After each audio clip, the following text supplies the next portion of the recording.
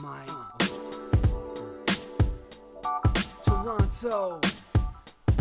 VK on the beat. Check. I'm in Toronto where you wanna get the city love. I'm from Toronto where you wanna get the city love. I'm in Toronto like we wanna get the city love. My city love me back for my city love. Welcome to episode 1078 of Toronto Mic'd. Proudly brought to you by Great Lakes Brewery, a fiercely independent craft brewery who believes in supporting communities, good times, and brewing amazing beer. Order online for free local home delivery in the GTA. StickerU.com. Create custom stickers, labels, tattoos, and decals for your home and your business. Palma Pasta. Enjoy the taste of fresh, homemade Italian pasta and entrees from Palma Pasta in Mississauga and Oakville. Doer, the world's most comfortable pants and shorts. Save 15% with the promo code TorontoMike. Ridley Funeral Home, pillars of the community since 1921. And Canna Cabana, the lowest prices on cannabis, guaranteed. Over 100 stores across the country. Learn more at cannacabana.com. Joining me this month to recap the month that was June 2022 is FOTM Hall of Famer 1236's own Marc Weisblott. Mike, I'm back on with the masks in making it down here on the Toronto Transit Commission. If only because I've now reached the point where I'm standing in solidarity with you. It's not that I enjoy covering my face. It's that I don't want the hassle of some stranger making me sick and then having to be laid up with the coronavirus for a couple of days. I got a lot of stuff to do this summer, and that's how I feel here after a couple of years of maybe dabbling with some anti-mask ideology, much to your chagrin, your fear that I would infect your children after doing a podcast in your backyard. This is what it's come down to here on the 7th day of the 7th month of 2022. Me making sure I don't catch anything on my way down. So look how far we've come from a few episodes ago when I came into your basement and said I was having symptoms and terrified you and your entire family, right? No, like terrified, please, if I may. You came over here, did not tell me about your symptoms. You were a stuffy nose. You had like a congestion. You didn't tell me. I would have moved this to the backyard. You just surprised me. You're down here. We talked for 3 hours. Please, that's common courtesy. If you have symptoms, you don't come into somebody's house. Okay, well, the tables have turned now here at Toronto Mike, and it's me feeling a little worried about you because you've been having guest after guest after guest here in the basement. Yeah, but full disclosure, I feel fucking fantastic. I'm not going to lie to you. And here recapping June of 2022, what I think might have been the most eventful month in the history of TMU, the Toronto Mic'd universe. So there's a lot of ground to cover because it was eventful, and I'm not sure that's all good, but we're going to talk about it because that's what we do every month, the first Thursday of every month. You, Marc Weisblott, visit me for a 3-hour tour. It's funny, I dropped that fun fact on you before I press record that Ginger from Gilligan's Island is still with us. She's still alive, everybody. That's a very fun fact, along with Mikhail Gorbachev. Coming to a comic book convention near you, along with special guest Stu Stone. Well, hey, let's talk about Stu and Drake. Okay, so where do we start with this? I'm playing a song by fellow Torontonian Drake. You know what I'm feeling. You don't feel nothing is healing. Time is just killing. How can you say, you know what I'm feeling? You don't feel nothing. Time isn't healing. Time is revealing. So how does Drake bring us to Stu? And then we can also discuss Faking a Murderer, the premiere, which you and I both attended. We have to talk about that. And then today, breaking news from Stu Stone himself, that what I think might be the best part of Faking a Murderer he passed away. The actor who played the character passed away. So much ground to cover. Let's start with Drake. Yeah, shout out to Ridley Funeral Home, and we'll get to the memorial segment at the end there. But somewhere between the last time we had a 1236 episode of Toronto Mic'd, and even following your last Toast episode with Stu Stone, when he was down here in the basement, and in another very dramatic thing that happened, an episode that you had to reschedule, and then Cam Gordon couldn't make it. He had to be replaced by a robot. Right. A Cam Gordon robot, an animatronic version of himself. and the whole time, Stu Stone was sitting on a secret, non-disclosure agreement that he had signed. He could not reveal the fact that he was part of a secret video shoot for a secret song from a secret album. Well, he couldn't reveal it Drake. publicly, but I was aware of him filming that video. Are these the revelations we get when the That's the real talk. when the microphones come off? Are you gonna tell me after the show who Kevin Donovan thinks killed Honey and Barry Sherman? You know the answer to that question. You know the answer. But so not to bury the lead here. So Stu Stone is in the new video by Drake. He's like him and his brother-in-law Adam Rodness, who are the guys who made Faking a Murderer. They're playing like a house band. I actually haven't watched the video. Who the hell is Stu playing in this video? Well, I mean, look, the nature of this video, a lot of Drake's videos have increasingly become like movie productions involving director. That's a Michael X. Jackson. Oh, Director okay. X from Toronto, Julian Lutz, and so the point of the music video doesn't seem to be the song itself, and this tune, Falling Back, it wasn't even the number one single from this Drake album. Honestly, never mind. It was the more traditional rap tracks that got more streaming after the fact. So in the middle of the video is this comical lounge singer, Dan Finnerty, the Dan Band.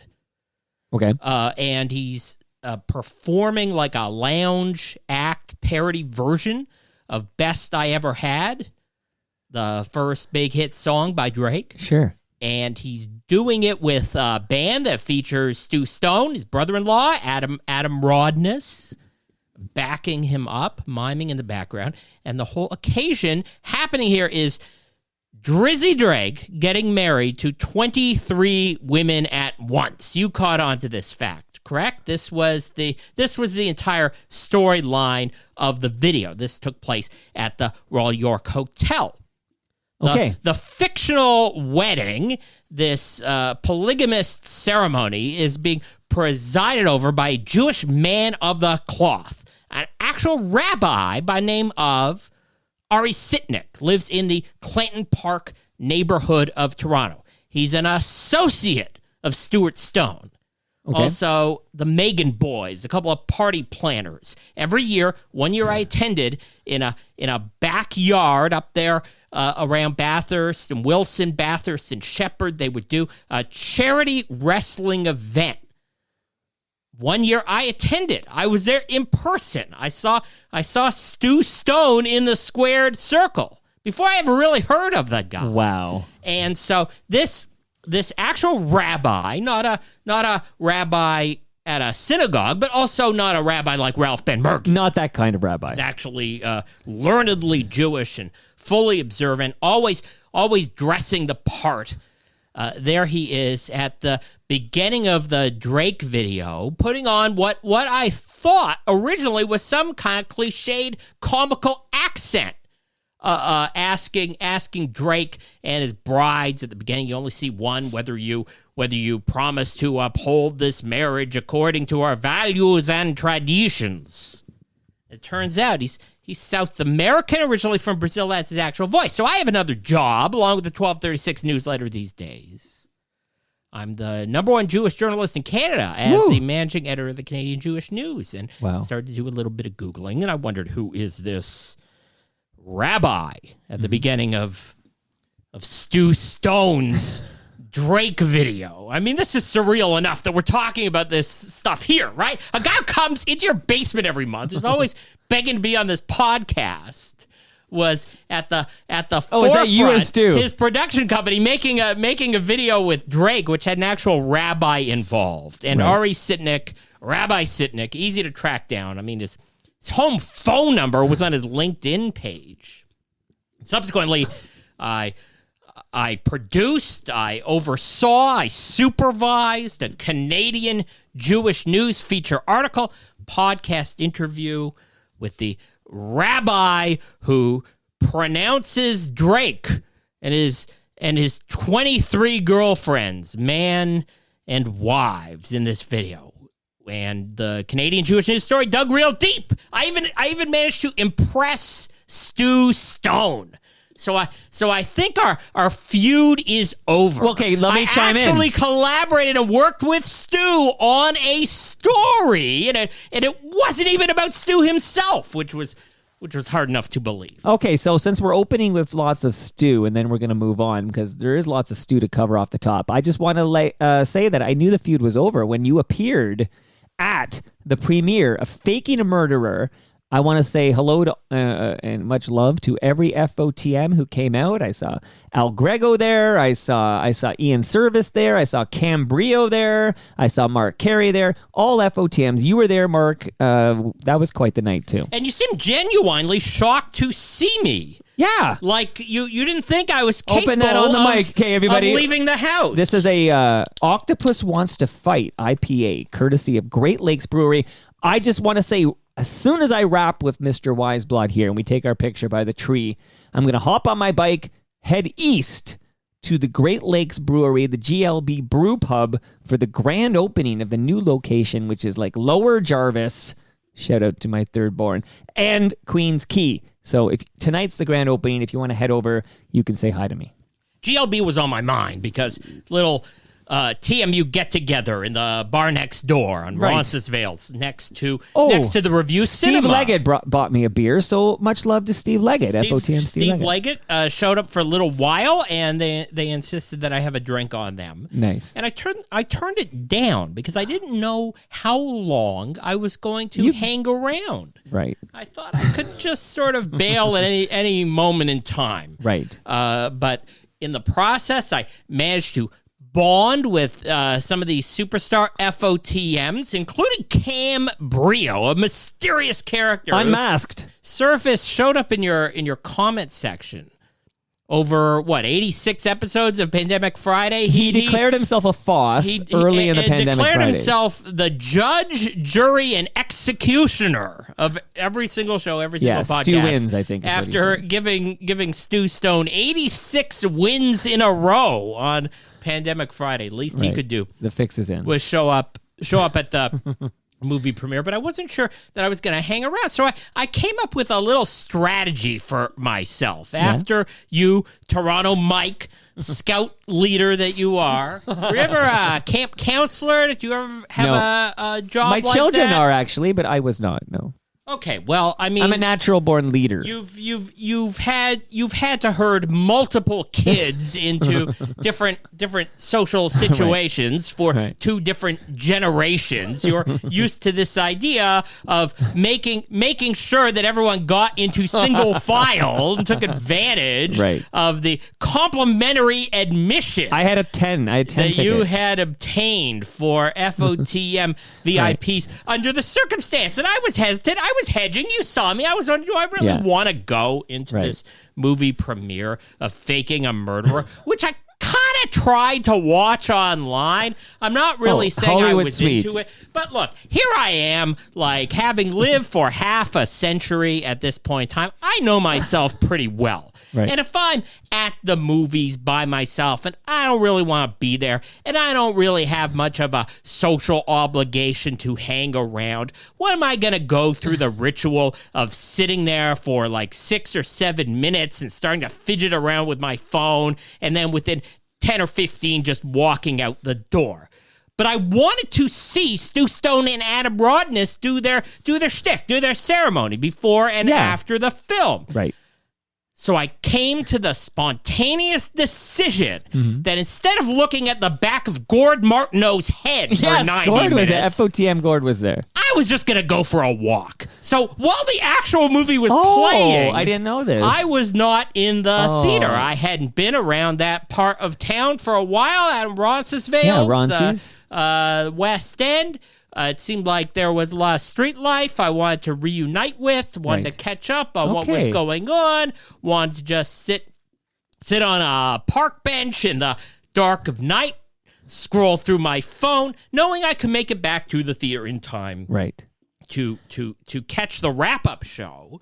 And it was delightful. Yeah. And it was enough just to be there, to see these guys celebrating the fact they had made this movie happen, that they hung in there during the whole pandemic era to see this whole thing through. And I think we're still in the stage where it's kind of a novelty to feel a part of an event like this. I hadn't really made it to anything of this sort up until that point in time. When was that? In the middle of June 2022. I just wanted to reunite with society. So then after the fact, you take off on your bike. Yeah. You know, you've got to get up early the next morning. Shipping the kids off to school is still in session. School. You've got podcasts to produce. Right. You've got tweets to do, a lot of busy stuff in the life of and Toronto a lot was Mike. happening, as you know. But me and Cam Brio had the luxury of just like hanging around for a while on the sidewalk. What and there a we duo. see, and it was Cam Brio, not his real name. No. I know his real name now. Yeah, me too. We can't dox the guy. He's a teacher. He recognizes former Canadian teen idol Devon Sawa. Right. Friend of Stu, yes. And Devon Sawa from Casper, right? And from the Eminem video. I think that might have been the first time I knew who he was. Stan. Oh, Stan, of course. And I wouldn't recognize this man today. So Cam Brio showing that he's much more literate than me in the It's a big fucking star you're hanging around with. It's bigger than Gord Martineau. Idols. People were taking selfies with him. So a lot of wattage in the air. But I felt you too, Toronto Mike. Who do you remember? Who were as we do this Shanann Govani style recap of the bold-faced names I got one were in name. attendance. Who one was there? name. The only name that mattered as far as I was concerned, Trudy. Okay, I want to just say so much love for Trudy. Trudy is Stuart Eisenstein's mother. Okay, Trudy had a very heartfelt conversation with me about how much she loved Pandemic Fridays, how much she loves Toast.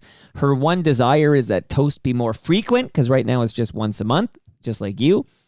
And I told her she's got to talk to Cam Gordon about that. But great conversation with Trudy. I got a selfie with her. Like, that was, to me, the start of the show. But I'm going to I know I recede into the background once a month for the 1236 episodes. Shout out to FOTM Blair Packham, who's listening at home. But I know we're going to do a Ridley Funeral Home memorial segment at the end of this episode, and it's going to be very thorough. But I do not have this gentleman in that, and I just want it off the top, separate from the Ridley Funeral Home segment, since we're talking about Faking a Murderer, which I've now seen twice, because I saw it on Hollywood Suite, and then I saw it in that premiere a few weeks ago. In my opinion, maybe the actor who steals the show. Now, there's a lot of great parts of this movie, but there's a character named Detective Richard Lynn, who Stu and Adam hire in the movie. And it's a Jamaican-born Canadian actor who is hilarious. His name, Philip Jarrett. And I got the awful news only about an hour ago from Stu Stone himself that Philip Jarrett passed away. And this is actually the second actor from Faking a Murderer, which is a 2020 film, to pass away. Let's hope that's it for many, many decades. But I just want to say my condolences. Philip Jarrett was excellent in Faking a Murderer, and I know Stu planned to have Philip Jarrett in many, many other 5/7 films productions because he was that strong, and it's terrible to hear he's no longer with us. Gordon Martineau. He's still with us. Alive. Still alive. Great hair. I know that for a fact because I saw him in the flash. I saw him too. So how many minutes is he in Faking a Murderer? Just the credits. Just the closing credits. Okay. Well, I did see the closing credits while I was waiting for the show to end. That's it. And they've got Gordon Martineau, working blue, saying a few 4-letter words. I thought that was Well, he was in novelty. Dirty Work, remember? I think Dirty Work was his first work in blue. FOTM, Gord Martin. No, but you didn't interface with Gord in the process, did you? No, because I just found out he was there at the end, and then together on the sidewalk. he was gone before I got out there. So I did not hang with FOTM Gord Martineau. Faking a murderer. Thanks, Stu Stone, for hooking us up. Even if I've come here with the confession that I still haven't seen the movie from beginning to end. You're missing out, buddy. Doing what I can. You wanna try and hit the post? How's this gonna work?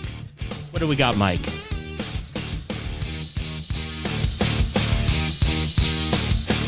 It's a strange pose. I mean, I only heard this song like 324 times. So let's talk about it. I kind of did this, though. I'll just warn you. I did a progressive past of modern melodies with Brother Bill, Cam Gordon, and Scott Turner.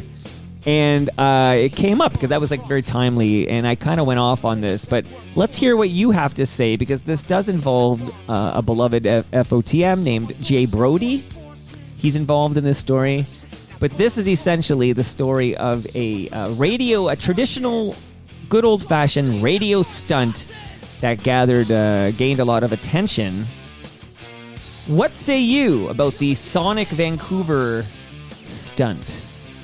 Yeah, Sonic Radio, the latest brand expansion by Rogers Communications, while the parent company is trying to close the deal, fighting the Competition Bureau of Canada about whether they can take over Shaw and pretty much own the whole wireless market, Western Canada and beyond. A lot on the line there.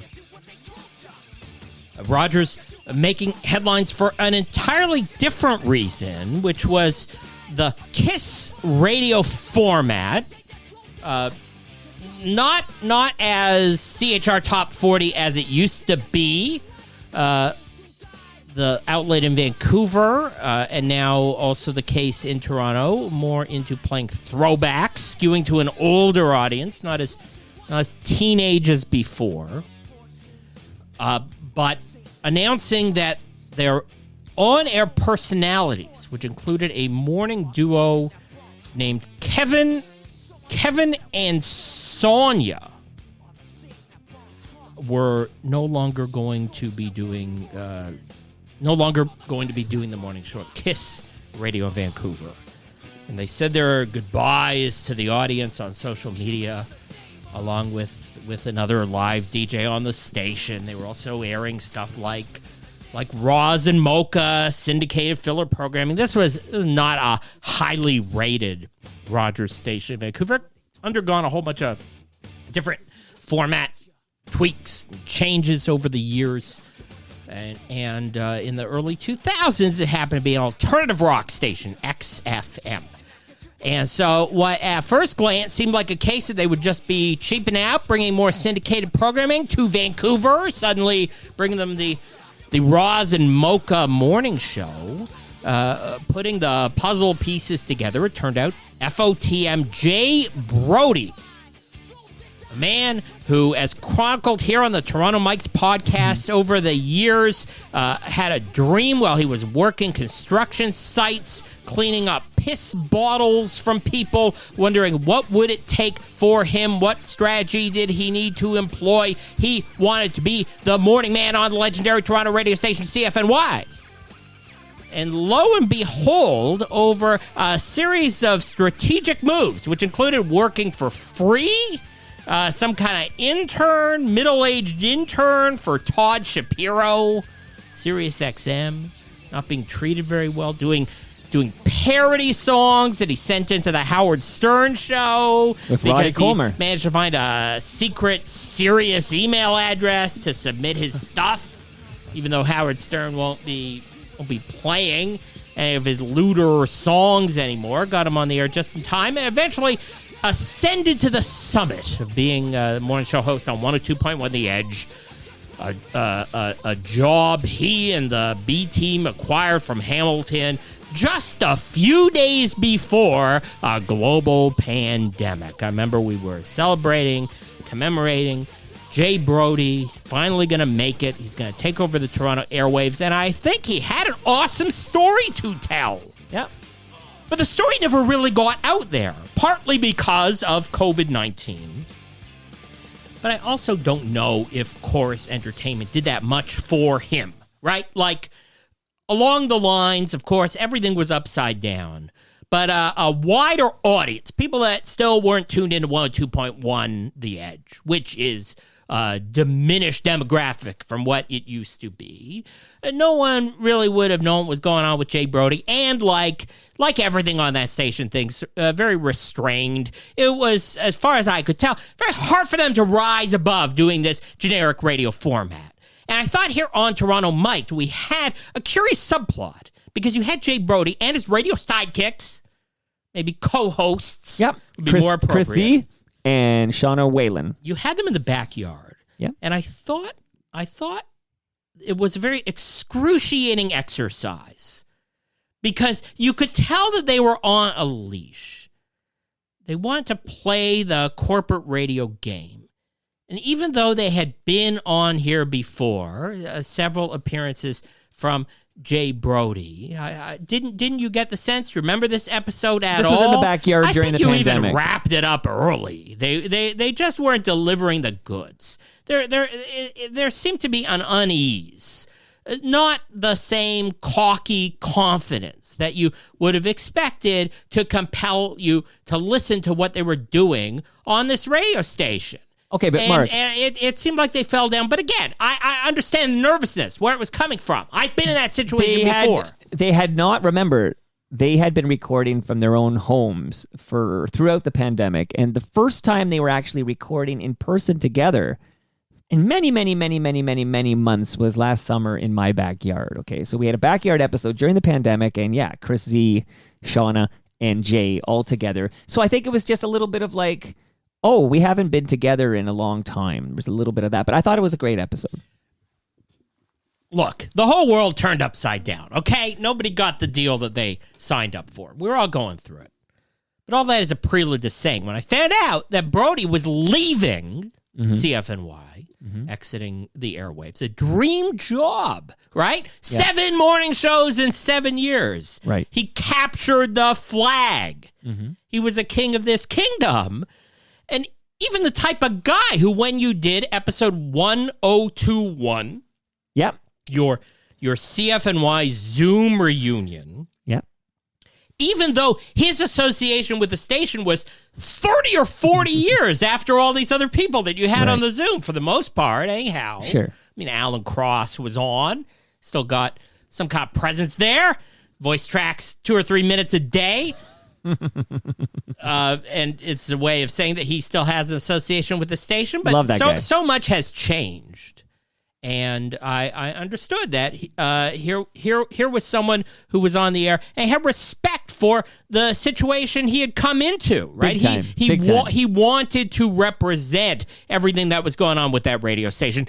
I do not think the management that he was working for understood any of this, that had any concept whatsoever of how to harness that, how to turn the awareness of CFNY into something that would draw any new listeners to the station. He was kind of caught in undertow, and there you were sitting on another secret, possibly even bigger than Stu Stone, lip-syncing behind Drake, and that was the fact that Jay Brody was quitting 102.1. I have so many fucking secrets, man. TorontoMike.com scoop, an exclusive. Right. And a bit of a melancholy conclusion to someone that I related to. I've never met the man in person. I hope to someday. Oh, you should have come to TMLX8. He was realizing his dream. I think anybody out there who ever imagined that they could somehow reach a pinnacle if they were on the outside, right, working jobs, cleaning up piss bottles at construction sites, and wondering what would it take? What would it take to be a radio morning guy in the major market of Toronto? He made it happen. I think an inspiring character for everyone. So what was going on here? That's like 2.5 years later. He's walking away from the entire thing. It turned out that Jay Brody is now known as one of the voices of this Vancouver radio station that spent a better part of, 2 days, at least 30 hours. There were different estimates about how much this was going on, playing over and over again the sanitized edit of Killing in the Name by Rage Against the Machine. And there was a lot of suspicion out there what was going on. What was happening here? Was this the fired morning hosts of the radio station, Kevin and Sonia, who after years of trying to make it by doing their, morning show, reality TV recap, or keeping up with the Kardashians on Instagram, or whatever qualifies for the jibber jabber on a Kiss radio station, they had barricaded themselves in the studio, and over again they were playing this 30-year-old protest song. I think the legend that was printed in far too many places was that like engineers had gone rogue in protest. Like this was the legend that was spreading, sort of like Airheads or something. But I will say that I can no longer tell whether people are dumb or acting dumb because it gets clicks. Was it a lack of research, or maybe just limited understanding about the people? Do a little research for fuck's sake. But the people who produce this clickbait on these websites, or even folks on Twitter, but they don't know anything about like the corporate media culture, right? Rolling Stone. A very limited familiarity with the dynamics of FM radio. So then ask some fucking questions of people who know. As if you have to explain it this way, right? I don't know. If I'm like talking to your little kids about what's happening here, how do I explain this? Right? Rogers Communications, the parent company, which is now negotiating with the federal government about whether it can complete a $26 billion telecom takeover, is not going to be broadcasting. What's the line? The rude part? The Zach De La Rocca Rage Against the Machine. Yeah, what is it? Fuck you, I won't do what you tell me. F you, I won't do what you tell me. Fuck you, I won't do what you tell me. Fuck you, I won't do what you tell me. Fuck you, I won't do what you tell me. You listen to way more Martin Streak on the radio than me. I have moshed to that song more times than I care to remember. Know those lyrics. Oh, big time. That wasn't happening. What we were hearing, in fact, was contrived corporate marketing radio stunt, and yet it worked. You can't fight. You can't fight the fact that they got attention for this, like nothing else on Canadian FM radio in recent memory. And what they were heralding was the return of alternative rock, a format which is currently on like 2 other Vancouver area radio stations. That's right. But now Rogers, what a rebellious company. Rogers Media, right? We recently lost the matriarch of the family, Loretta Rogers. We've talked about their antics here over the years, whether it was Edward Rogers III meeting Donald Trump and his wife Suzanne having to apologize for that, and then the family feud for control over the company. I think what was going on in the boardroom behind the scenes, a lot more punk rock than playing a censored Rage Against the Machine song over and over again. And then when they unveiled the lineup, I guess it all made sense. There in the afternoon drive, one of the 2 hosts happens to be FOTM. Yeah, we should point out the second host, of course, spent many years at CFNY as well. So that okay, now what's going on? Is this a personal relationship? I'm not commenting. That they exported to another city? I'm not commenting. That seemed to be implied in the little bit that I listened to them. But let's face it. No comment. Here I'm willing to say this, okay? Willing to judge after a week of listening here. I'm sorry, Jay. This station sucks. It's not only the fact that they have a predictable, homogenized playlist trying to go after that imaginary young male listener, right? Trying to find those people who had all but given up on terrestrial radio, not... the whole FM radio thing is not in their vocabulary anymore. Maybe they're are a few out there. But what I fail to understand, and this was also voiced by FM radio veteran Neil Brother Bill Morrison on PPMM, is why does the banter on what's supposed to be a radio station for music aficionados, why does it have nothing to do with the songs that they're playing on the air, right? Like, right. Mike, I mean, we talk in these 1236 episodes, dissect here what's going on in the broadcast medium month after month, and you have very little engagement with the actual on-air product. I'm the guy who's coming to your basement every month here explaining to you what's happening on the air. Right. And I don't know if it's gotten through to you, let alone everyone else, if you're not listening to these radio stations, what they actually sound like these days, which are these very packaged sound bites, right? Like there's no presentation on the air, which gives the idea that you're listening to like Dr. Johnny Fever sitting in the studio with a stack of wax next to him and kind of engaging with the sounds that are coming out of the speakers and commenting on the music that's being played. In fact, what you tend to get on these stations is what for the most part sounds like pre-recorded, even heavily edited interactions between co-hosts on the radio, or maybe talking to callers, which is more what this whole Today radio you still loving that? format is. I've completely given up because it got too terrible. It got too conventional. I mean, there was nothing there. But phony but baloney. if that's terrible, then all the stations are. Yeah, all the stations are that's why I terrible don't listen, because they're all Mark. doing the same thing. That's why I don't listen. I hear, again, like I want to hear my hero Jay Brody cutting loose, but he made a deal with the devil. He traded teams from Chorus to Rogers. It's great that they wanted him there. I'm rooting for this guy, and I still don't think they know what to do with him. But he had a dream, and he's seeing it through, and he's working within the limitations of what's being offered to him as far as an opportunity goes. But of course, being a new radio station launch in 2022, they're putting out a whole bunch of TikToks. Did you watch any of these? They're putting these videos on Twitter. I saw one where Jay was coming out of the ocean.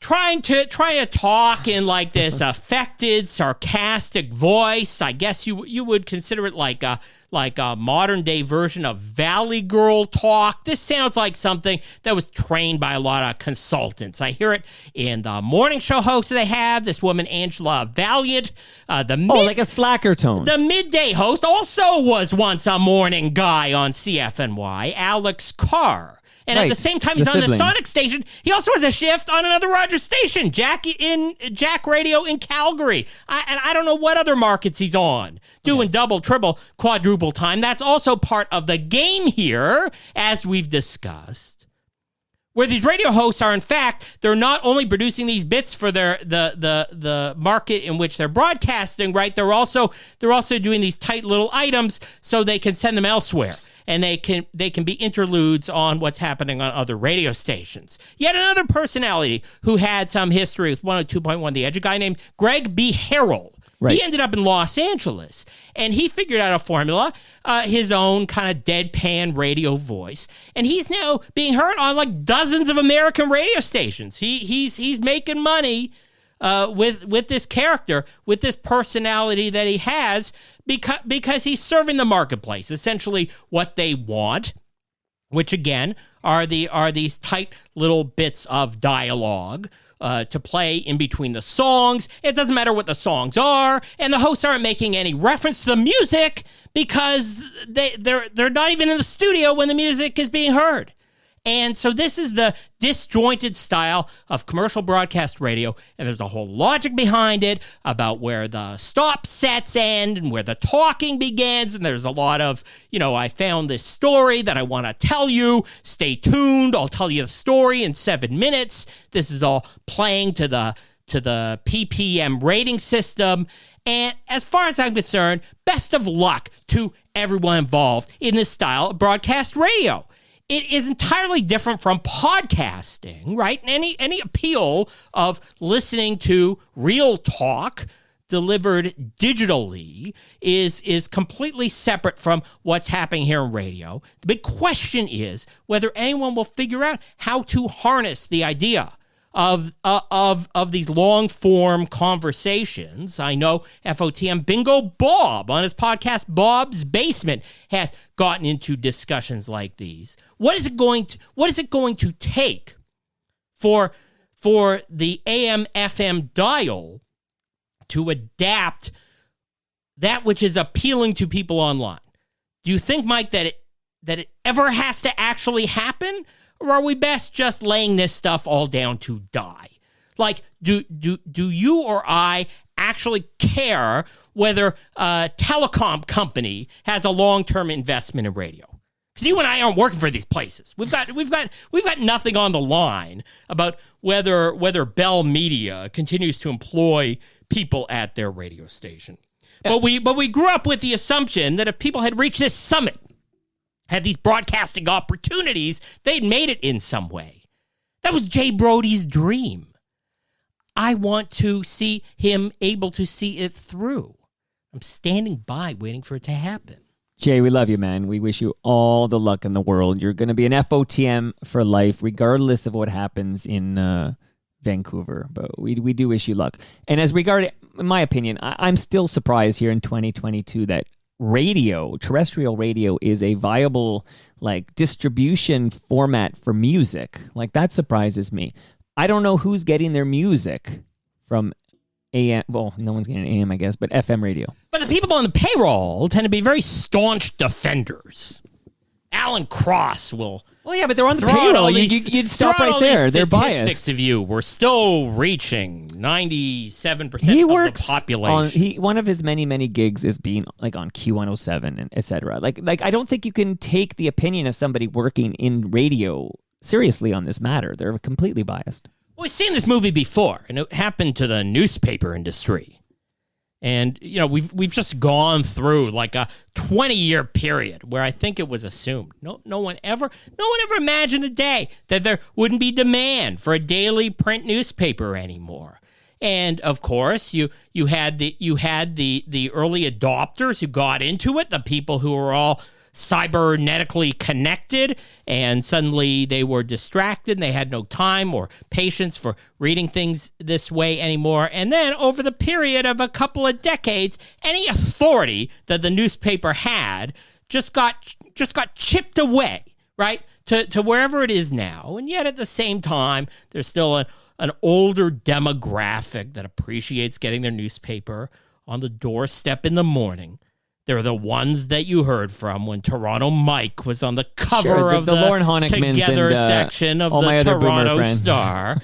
And the game became that even though this is an industry in decline, especially all the different hedge funds who moved in on companies like Post Media, and they said, okay, there's still money to be had. And we can just kind of strip this away for parts until the last newspaper rolls off the presses and there aren't any readers around anymore. And that cycle seems to still be continuing. And there are still advertisers out there who still value the attention that the daily print newspaper gets over and above what happens online, which is turning into more of a monetary subscription-based thing. Some people are making the adjustment better than others, like in Baltimore, Maryland, home of The Wire. In fact, a new digital startup just came along to essentially challenge the old school newspaper, which was being stripped to the bone, right? So they hired away, they got some billionaires' money, and they just said, "Look, we can do a newsroom in a proper, respectful way. We're not here answering to some hedge fund." That's what's been happening in the print media business. I don't know if there's any analogy in terms of radio. I don't know what happens with all these frequencies on the dial. All I know, by way of segueing to another topic, is you've got an increasing number of people who were burned by the radio industry going on certain podcasts, including their own, making, shall we say, false claims that the Toronto Mike's podcast has somehow been on a 10-year bender to ruin their lives, employing different tactics. A discussion which got to the point where we had a special emergency edition of Toronto Mike, a second installment 1066 of When Dean Blundell Attacks. Mike, give us the recap. Oh my God. Firstly, it's hard to believe that all this happened since your last visit. Like, the timeline on this is strange. Like, it feels like we've lived a year since you were last here, but you're here on the first Thursday of every month, so I know that can't be true. But basically, if I remember correctly, last time you were here, we had Dean going off on me on his podcast the Tuesday after the Jennifer Valentine video dropped.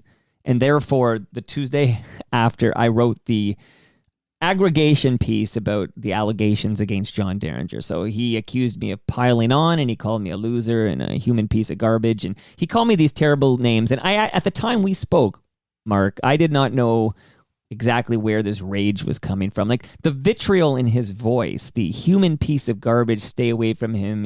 Like, it was just, where the fuck is that coming from? Like, I know myself pretty well for almost 5 decades here, and that doesn't sound like me.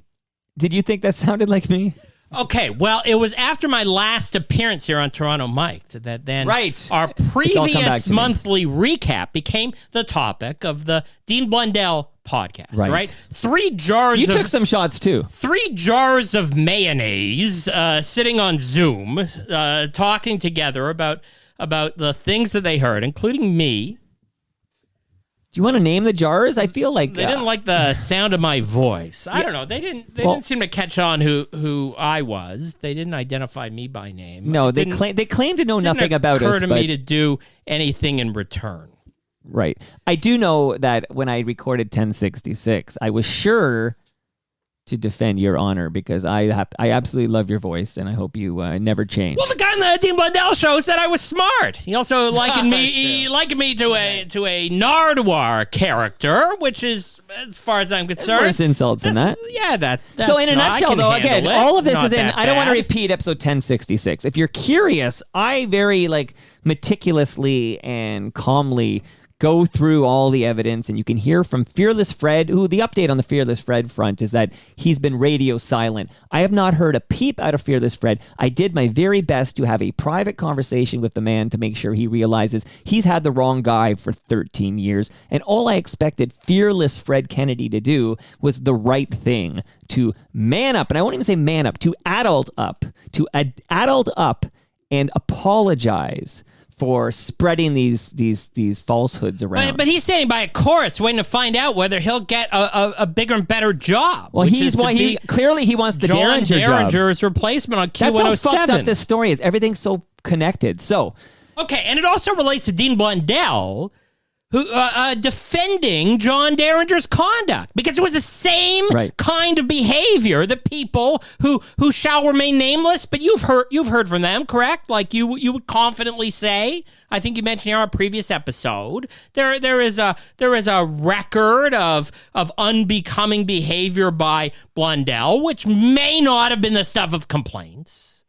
And I'm not saying it was anything criminal, but it was part of the personality, right? Being that radio shock jock, that bullying character that he put across on the air, how much of that translated to real life, how he behaved in the office and in the studio. I don't know.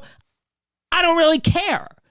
When it comes back around to him spouting off about how Toronto Mike Boone, the guy sitting before me, is involved in all these tactics like what? Emailing Dean Blundell hundreds of times. This might have been your biggest mistake, where in good faith, right, while you were first trying to figure out the Toronto Mike podcast, you would invite local celebrities, Lots whoever of you could people. figure you could have Hundreds a of decent people. long form conversation with, but not at the point yet where people were writing to you. You still had to make the first move. You yourself I still usually make the invited first Dean move. Blundell I on mean, the show. The only reason Leo Rowdens and Rod Black are going to be sitting here together on Monday is because I invited them over and they wanted to come over. Right, so I always, that's what I do, right? I mean, Reshmi Nair, we'll talk about some recent episodes soon, but Reshmi Nair was down here for a couple of hours the other night, Monday night, and it's because I invited her to visit. Okay, you clear that up.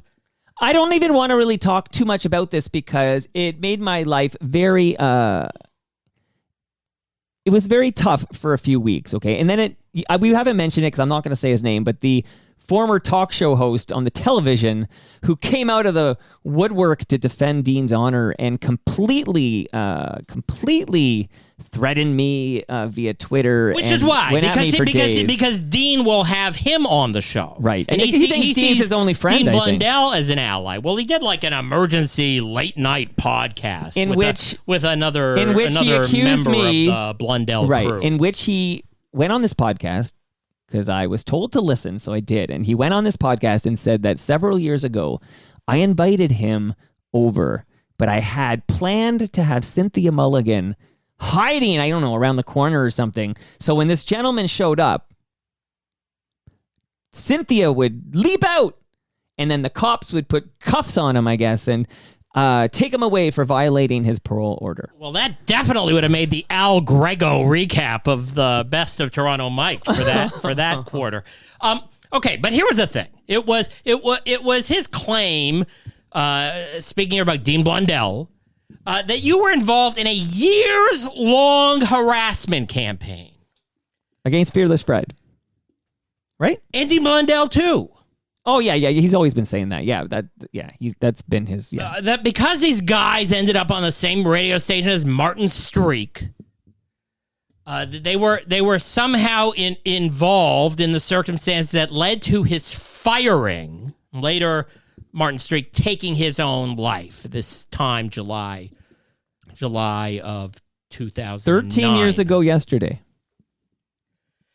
And then when he gets into the whole idea that you were sending gangbang photos, which I gotta admit, right, as far as like the shock jock lexicon is concerned, right, when you start talking about gangbangs, I feel that's like a go-to word in the Dean Blundell vocabulary, right? Like you hear about gangbangs, and you just picture something in your own mind that's somewhat unseemly, and yet at the same time it's like a dog whistle for the kinds of young men who dream about having an experience like that. I find this also your exhausting. Your personality, your character, a husband, a father of four, building up this podcast empire, that you would be involved in anything like that is just like such an outrageous claim to make. And I don't want to be tied to anybody who would do anything like that, but I don't have that problem because I don't associate with such people if such people even exist. Right. How much truth was in all these claims? All I know, by the way, is that I listened to was Alan Cross, a reliable narrator on the Toronto Mike podcast, say that Dean Blundell used to storm into his office and demand that my friend Dave Bookman be removed from the radio because he thought he was cramping his style. He wanted a fellow member of the Sausage Fest to be on the radio, so you could be branded with this frat boy style of broadcasting. He thought this whole idea of having Bookie on CFNY was actually diminishing the station's ratings and having an effect on Blundell's ability to make a living. All right. All this stuff is subjective, but through Alan Cross, okay? Like, does Blundell want to start attacking Alan Cross next?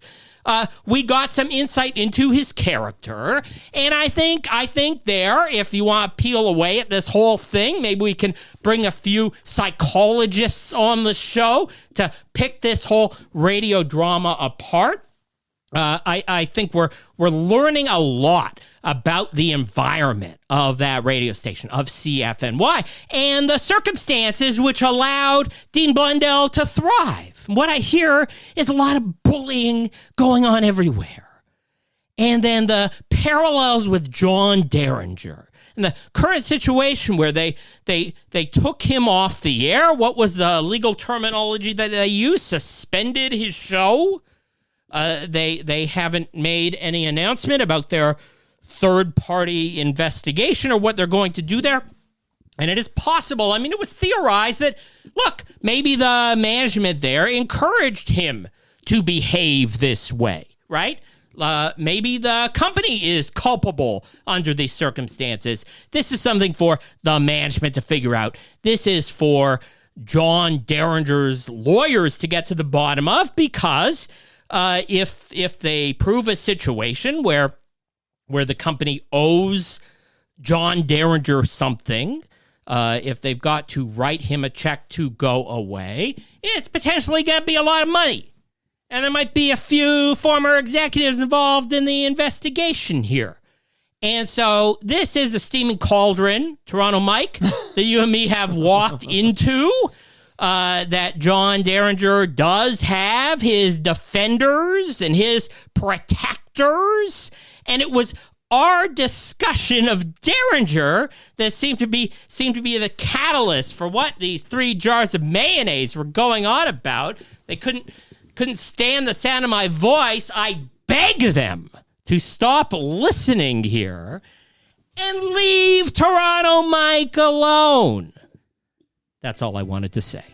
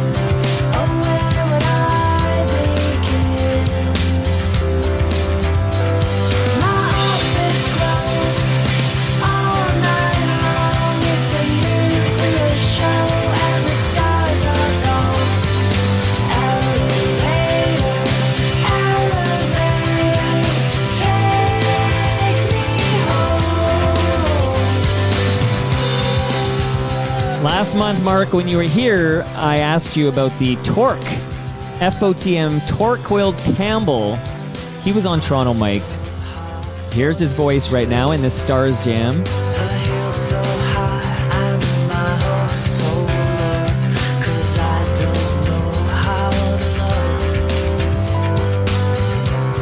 I loved my chat with Torque, but you said you had things to say, and I waited a whole month for these things. So I want you to tell me about the Torque Will Campbell episode of Toronto Mike and any other recent Toronto Mike episodes you want to recap. Go ahead. Right. I will recede into the background. I gotta do this again? I gotta get all riled up at another thing? Well, you're on fire already. Let's rock. I listened to Torque Will Campbell, the front person of the band Stars. I know that's Amy Milan. Yes. Also sing along with him. And I fondly remember this song, Elevator Love Letter. Stars from Toronto, from Montreal. What's the geographic origins of this group? I think Montreal, but there's Toronto roots. Okay, right? Toronto roots, and then the fun fact that Torque Will's dad, who I think has the Order of he's passed on, but he had the Order of Canada.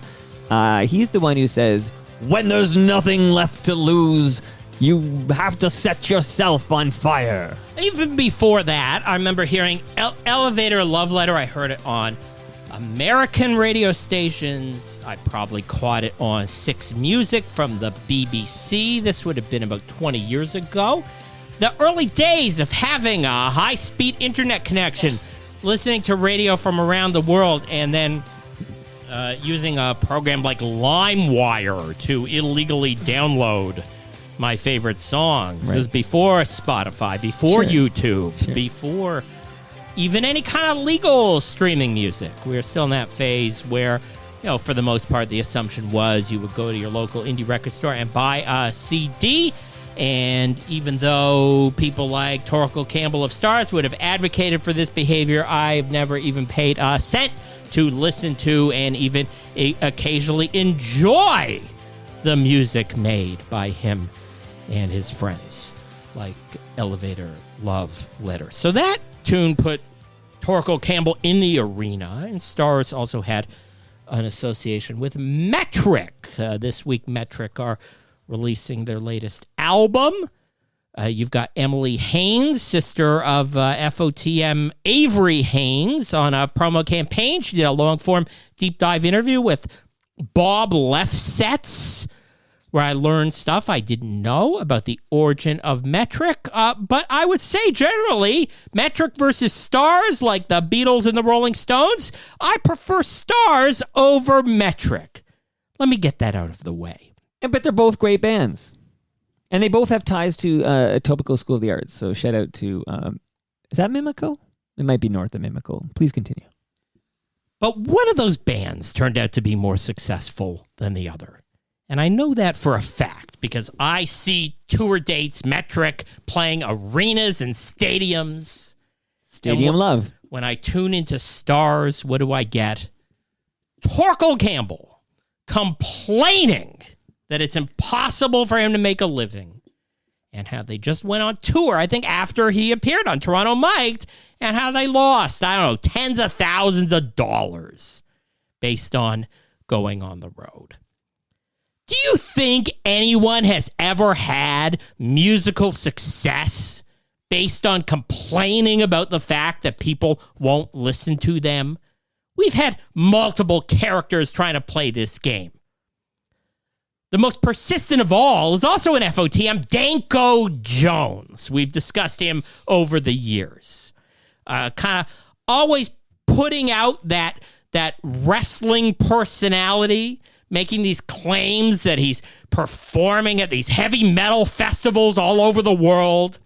Doesn't matter that he's like the 17th opening act, playing at like 12:30 in the afternoon. He's still able to say we opened for Iron Maiden or whatever on a festival there.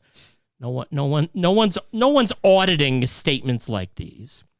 And seems to have been quite successful at playing the Canadian grant system game, right? Because somebody's paying for all these generally unprofitable tours, and maybe even making it possible not to have a day job. And here I can relate as a fellow Gen Xer, as Torkel Campbell hobbles into middle age. He's wondering, why don't I have any money in my bank account? Okay? Listen, Torque, I have been there. But I don't see any road to success based on publicly complaining about that, right? Even on this podcast, I try to limit my gripes. If, in his opinion, the system is broken, and he makes a compelling case that it is, would you rather he just shut up about it, keep that to himself, or, as I prefer, share? Let's deliver the real talk. Tell it like it is. Look, I'm all with you there. He's providing fodder for me to discuss, okay? I'd rather he tell it like it is, so we know that the system is broken, instead of pretending like he's a rich dude in his Benz or whatever. But Mike, here's the thing: Stars are in the arena. Like I said, well, they've had radio hits. I heard them on non-Canadian radio, right? Like the non-commercial radio, big time, 20 years ago. What we would call college radio. They were not college radio, non-commercial radio. Okay. KCRW from Santa Monica. The influencer radio stations. The stations that made the Arcade Fire and the New Pornographers. But thanks a whole to bunch his of other honesty, Canadian bands who managed to ride this system into riches. And I think there's a bitterness that Stars got left behind, right?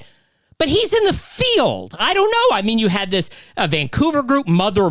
Suddenly they're kind of a big deal again because people rediscovered their songs on TikTok. TikTok, you know about that? So yeah. Stars are fully capable of having that breakthrough TikTok hit. Ageless Maybe Beauty have would be a good one. Song in a movie, a TV show, a like commercial. Something that could pay them big dividends. I'm saying he has come so much closer than 99.99999% of the other hopefuls out there. I think he needs a little more gratitude about the fact that he got that far. I don't know what to say about the fact that he put in all this time and maybe he ends up in personal debt.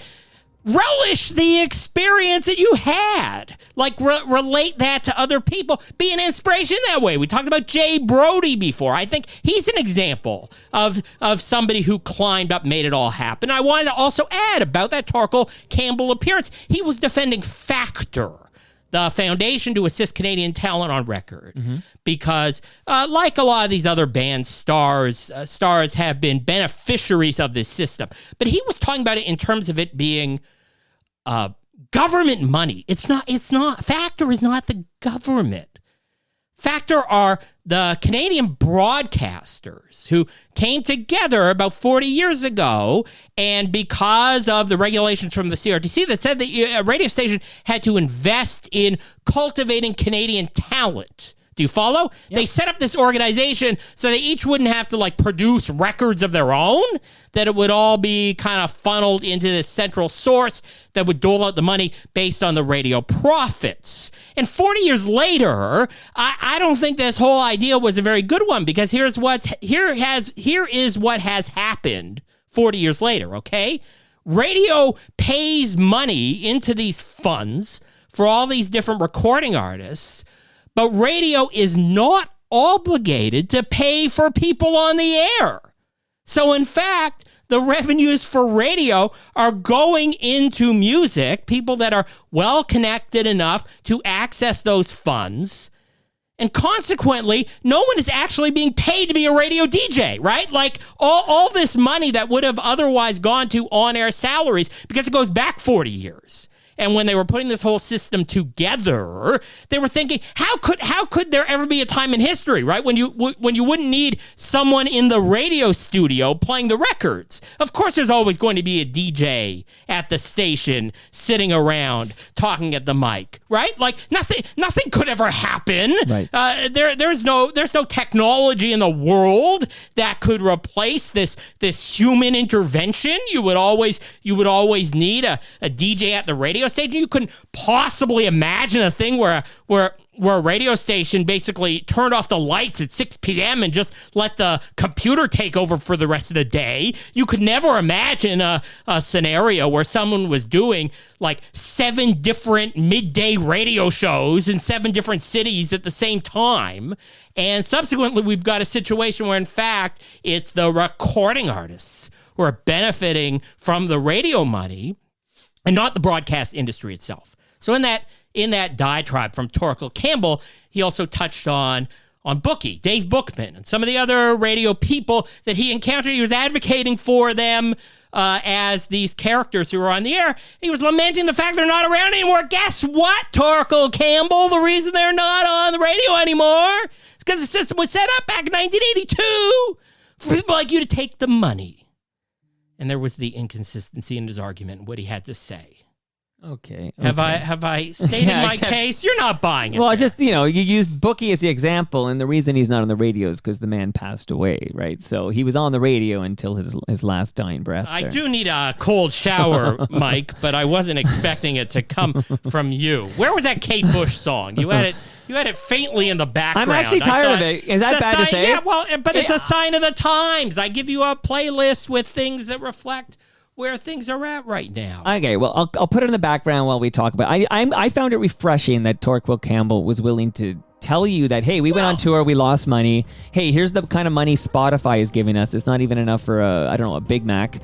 And it's tough sledding for this band that you love on the radio. I had the same dose of real talk from the guys from Sloan. Unfortunately, the heavy-duty real talk came after I stopped recording, but it completely opened my eyes. We're here to collect the real deal stories. Reshmi Nair told me that when she was on the 680 News equivalent in Vancouver as a reporter, they were paying her $40,000 and she couldn't afford to live in the city. I think that's an important story to share. Like, that's the kind of stuff you don't hear on mainstream media.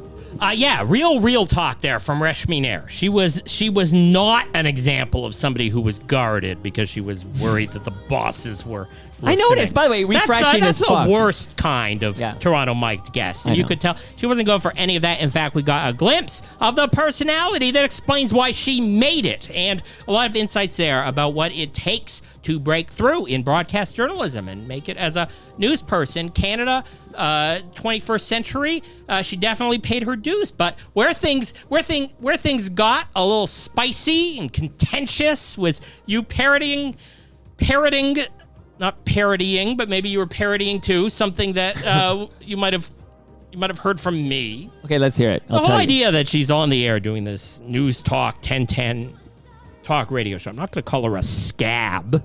Well, she's on the Rush. But they got rid of a lot of heritage personalities. Ryan Doyle to was make gone way for her. for reasons I don't wish to say on the microphone, but Ryan Doyle removed, and then Jay Michaels took a job in Montreal that he would say, in his words, a dream job, to be the morning show host at CHOM FM in Montreal. So you now Jim Richards does leave overnights to fill in for Ryan Doyle, but because Jay was leaving, Bell Media decides to bring in a new Rush, and that is FOTM Scott MacArthur and now FOTM Rashmi Nair. It's funny how I struggle with the name Nair, because she told me it's 2 syllables, and I always say it Nair, which is 1 syllable, right? It's Nair. Rush me, as Scott MacArthur says every 30 seconds. Yeah, with that, I did give you credit for that when I told her that. I said, Marc Weisblott says you say that every 30. He says that every 30 seconds. I think that's like a branding situation. You responded like soap operas where they want people to get to know the main that's true. characters. Scotty Mac wants but she doesn't reciprocate. Get that awareness out there. Rush me. And it's fun to say rush me. She argued with you that she does not see being on a Toronto talk radio station as a demotion. Oh. That she sees this as the pinnacle of her career, even though she was known as a TV anchor.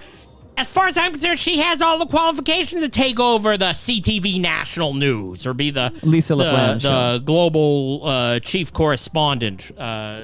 Or wherever they're looking for someone to be that authority, right? Someone better than anyone that they tried out to host the national. I would give Rashmi a shot, and I think she would be a star, and not doing this milquetoast version of Toronto Talk Radio on CFRB in the afternoon. Like, it's a disservice to her personality and her character, so maybe I should retract what I said, that she, in fact, was holding things back because she was worried what the bosses would think. I mean, I don't know what's really in her heart. We have to trust her when she tells us that she desperately wants to be on the radio. And if you want to be on the radio in the market of Toronto and you work for Bell Media, then you want to be on 1010. Do we agree with that? But it's an old white man radio station. And every move that they've made to try and transcend that reality, as far as I can tell, has not been successful. They've got John Moore in the morning show. I noticed John Moore playing footsie with you about the idea of coming on Toronto Mic'd. Oh, yeah. I took a photo of Casa Loma. He heard Rashmi Nair on the podcast. Well, how could he resist? Wouldn't you listen? He does live near Casa Loma. Yeah. So I think his joke was... How do I know this? Because so do I, and I see him on the street all the time. Well, you should have told me. I did a nice bike ride the other day. Well, he doesn't want to talk to me. Who I am. Well, he hasn't come over here either, so... But he's not allowed to. He's not allowed to talk to me. And so, look, best of luck to this afternoon drive style talk radio on CFRB. And the Ridley Funeral Home Memorial segment, we'll talk about Ed Needham, what he represented to CFRB and the origins of talk radio on 1010 in Toronto, just like my pal Greg Brady on 640. You know, I feel that we're getting a real watered down simulation of what talk radio used to be, and yet it fits the current climate. This style of programming. May I ask you a question? Like no one has an argument on the air. Everybody's all friendly. We're just going on with the same party line. John Oakley makes an aside about transgendered people and the fact that he called it transgendered rather than transgender. He had to make an apology, like a recorded apology. They played on the air. I'm listening. I'm learning. This is the climate. This is the atmosphere that we're in. and CFRB going down the same road, even though I will hand it to John Moore. I feel he's keeping the fire burning on that morning show. Talk radio, it just ain't what it used to be. And I feel bad for anyone who's in a situation where they're just kind of like in the cleanup crew, getting ready for sundown, like the end of an era there. What do you think of the rush with Scott MacArthur and Reshmi? I don't think anything about it at all, because I don't think the scenario of what I'm listening to, I don't think they're capable of creating those viral moments. But why was she so good here? It's just not happening. For an hour and 51 minutes. For the same reason they were talking about the downfall of like the Sonic radio in Vancouver. I feel you've got two entirely different types of voice-based broadcasting media, and the kind that involves having a break for traffic and weather and commercials every few seconds. I don't think that can compete. And I feel sorry for anybody outside of the fact they're getting a salary for what's happening there, okay? Sure. Again, let's hand it to Reshmi. She is bragging on your podcast about the fact she has that a TV salary. Unlike at the CBC, she did not get a pay cut from Bell Media, right? They hired her top dollar. She was going to be the star of Quibi. Right. And it sounds like she is not being paid $1 less as she moves through the company in different roles. I just wonder if we'll be revisiting this interview you did with her on another 1236 recap episode where I can say, I told you so. Not because she was terrible on the radio. If anything, it's just like afternoon drive wallpaper. But nothing was happening there at all. And I feel like the sparks that she's looking for to be the personality she can be, that will mean having to become the next Wendy Mesley. See, I gave you a segue there. Well, hey, since we're mopping up the June episodes of Toronto Mic'd, I do want to ask you about the Maureen Holloway / Wendy Mesley episode of Toronto Mic'd, and then maybe if you have time before we segue to our Ridley Funeral Home funeral segment and cover a couple of final topics.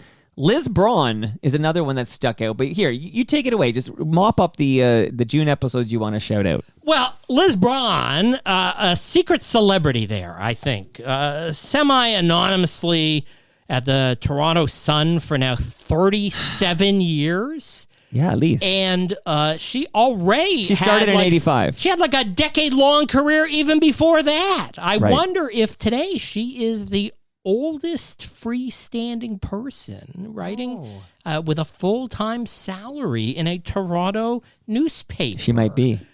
Christy Blatchford, I think, was a few years older. If it wasn't for her tragic death, I cannot imagine she would have retired. She probably would have even worked for free if it came down to that at Post Media after all these years. So give it up for Liz Braun, I think, and having that persistence. And once again, a personality exhibited here on the podcast that you would never have known from what has become of the Toronto Sun in the 21st century here. That she was part of that all-star entertainment department at the newspaper. Right. That's why people still talk about Gary Dunford. Shout out to Dunford. Who loves your episodes. He's still listening. The people used to worship to get a Toronto Sun in the morning would fill you in on the culture of the city and everything that was going on, regardless of your political slant. And Liz was there in the glory days.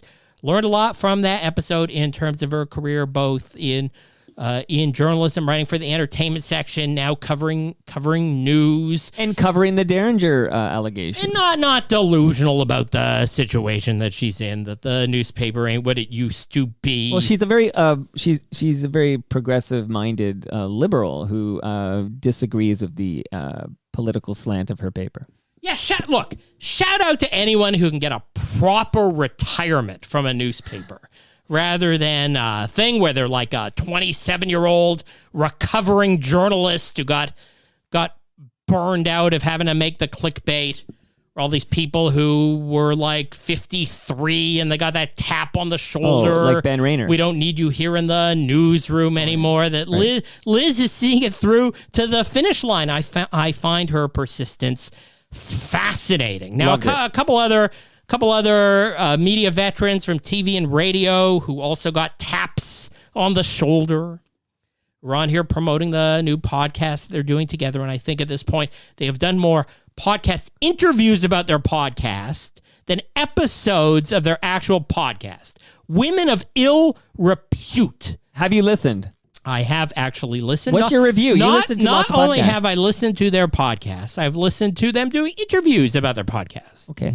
And I listened to them talking about their FOTM, Sarah Burke, on the Women in Media podcast that she does. I don't know how much circulation this thing gets. Does she do that independently, or is that part of like I think it's indie or part of Sirius? Part of the Sound Off Podcast Network. Also independent. Hopefully not part of Dean Blundell, although you can never be too sure. I'm not sure how much these things are intertwined. Shout out to Matt Kundle. I will, it depends if you believe the press release. Once again, another situation on a podcast where I heard a dog whistling reference to me. Do tell. And it was Wendy Mesley and Maureen Holloway. Okay, women I've been familiar with listening to on the radio on TV. Remember Wendy Mesley on CBC? I mean, pretty much my whole she was there 41 years. Life as a broadcasting consumer, and I was a Mo fan early on. CKFM in the mid 1980s. Right, talked about that. Here we go way back. Right, it's like that Oil of Olay commercial where the Top Gun guy runs into the woman and he's hitting on her. Bugsy Brown remembers her from school. Yeah. He goes, you were in my class. So he recognizes her and goes, whatever, class of whatever. So you were in my class. And then she goes, I was your teacher. And she goes, Bugsy Brown. I remember that commercial vividly. So as far as I'm concerned, the hosts of Women of Ill Repute were my teachers. Like, they were people I remember as a teenage boy trying to navigate the media business and figuring out if it was something I could ever be a part of someday. Back then, I was just like a consumer sitting alone in suburbia taking all this stuff in out there. So how surreal is it, 35, 40 years later, that I'm listening to an indictment of my journalistic integrity on this Sarah Burke podcast because Wendy Mesley and Maureen Holloway did not appreciate the fact that I knew the name of their podcast and when it was going to launch. And how did you know this? Did you hack into her email? Before they were ready to make it public. How did you know this? Do you tap her phone? I listened to another podcast that they were on. Right, it was the podcast from Terry and Ted, like Humble and Fred. Montreal people. Right, like... whatever, old boomer Montreal radio guys. They're from Chaume. Is that right? They were Chaume. Once That's upon what a time, Michaels Chaume and the Mix in Montreal. Okay. But Ted is still on the air. I think that's, what is it, Jewel, Light, Evanov radio in Montreal there. Whereas Terry was retired against his will. Good banter there with Maureen Holloway. But she mentioned the podcast, like she talked about it. The name, Women of Ill Repute, what they're doing, what they're planning to do. And I heard it. I listened to the show, typical double speed, some morning. I put it in a 1236 newsletter. And I learned on this podcast that they consider this to be classified information that was leaked by the media. Maybe she forgot she said it on the podcast. Because, of course, once you say it on a podcast, it's fit for public consumption. You've dropped it into the wilderness. Yeah, those are the rules. And yet implied in there was the fact that I tied it to the circumstances under which Wendy Mesley was no longer at the CBC. Because in a private meeting, and I think we'll look back in history that this was a ridiculous period of time when people were on Zoom meetings, all doing surveillance on one another. This was actually a phone call. Absolutely destroying the entire non-profit liberal do-gooder world out there in which everybody is trying to stab each other in the back. And essentially all these organizations out there can't get anything done. I mean, could you imagine this situation, Mike, right? Like you're on Zoom with your colleagues and you're not discussing the cause that you're in it for together. You're trying to micromanage one another's behavior. and that this has, in fact, consequently crippled a lot of organizations out there in the society and can't figure out what to do because everybody's a cop. And Wendy Mesley got caught up in a situation like this at the CBC, which I think she has done well to articulate, like what happened there and the circumstances that led to her being pulled off the air. But Wendy and Mo did not appreciate that the daily 1236 newsletter renewed attention to what happened there, only in a couple of words, maybe threw in a link to a story on Canada Land, perhaps, which has also moved away from snitching stories like these, maybe all for the best. And that this was an impediment to them getting guests. Can you believe that? That they said on this podcast there, like that somehow I had publicized a situation that Wendy Mesley went through, and that people that was big news, would right? not appear on the show because they didn't want to catch cooties from her. Yeah, well, listen, that's not on you. I mean, that story was well known. I don't think it's on anybody anymore. And, I mean, we go on for hours about the situation. Okay, but what about them on Toronto Mike? I don't really care about them on Ted and Terry's podcast. What did you think of their appearance on Toronto Mike before we move on to the next? Well, I think they're also really nervous about whether they'll be accepted in this new media world. And I also get the sense that for people like that who are doing this form of podcasting, this is why everyone can use the services of TMDS. Because you are a reality-based enterprise. And I think it's another situation where people think, weren't they going to start this Women of Ill Repute podcast and it was delayed like 2 or 3 times? Like, don't put out a press release and say we're going to do this a certain day and then you retract and then you find some kind of bug. If you're going to do the thing, just start doing the thing. That's advice to all digital media entrepreneurs. That's what made Toronto Mike great, right? Like, right. You're not going to claim that you were brilliant from day one, that you had any idea that you knew what you were doing in the first year. That's how we got to this point. Well, anyone who listened to episode 1000 knows that it took me about, 30, 40, 50 episodes, maybe 60 before I figured out what the hell Toronto Mike was. So do you think veterans, people who work for 40 years in corporate broadcast media, do you think they're equipped to ride this world? Like, do you think that here in 2022, going to roaring 20s, that's going to work out for all these folks who think that doing a podcast is a way to not only continue their careers, I mean, you could do it for a hobby. You could just email it to your friends. I don't know, you could post it on Facebook. But that they'll be able to build that sort of momentum because they were on with you, right? And they're like, gee, are we going to get 6 sponsors like Toronto Mike? Like, we better stand by. It's going to happen any minute now. I don't think it works that way.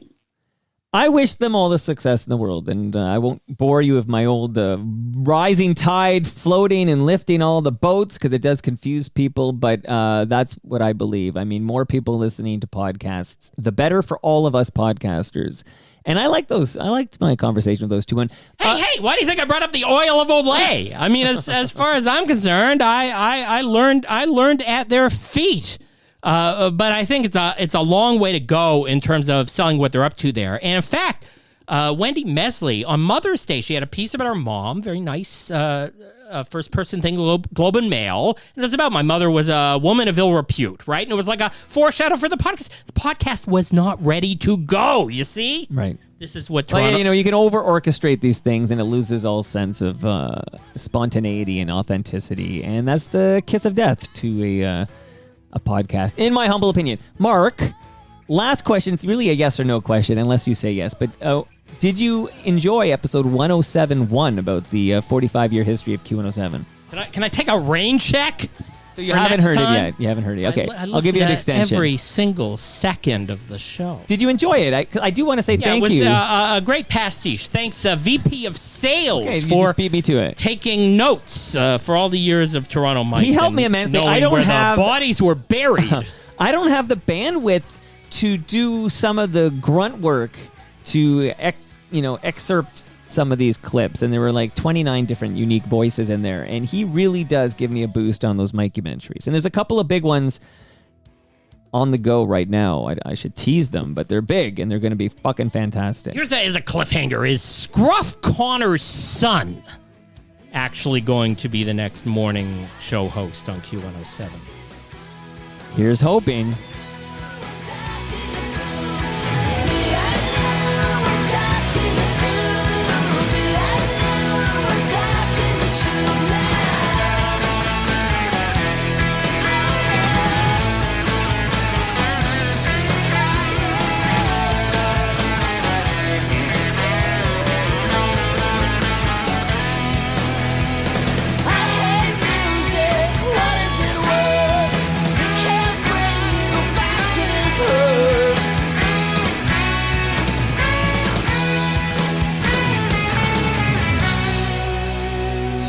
Super Chunk. Me and you and Jackie Matu. There was a wonderful photo on Twitter of Mac. What is it? Mac McCawn, singer from Super Chunk, and he went. Have you ever been there? The Friars Music Museum in the old Hard Rock Cafe. I have Yonge not. and Dundas. I have not. And it's very impressive, like the I'll go. meticulousness of these exhibits there, even though it's just like a corner of a Shoppers Drug Mart, which itself is kind of strange, right? It's just like every other Shoppers Drug Mart in the city. But there you've got this curated Toronto Music Museum commemorating that this was a site of Friars Tavern, and for the last little while they've had a reggae exhibit. And there was Mac of Super Chunk with what do you call it? Standee, like a cardboard statue of the reggae legend Jackie Matu.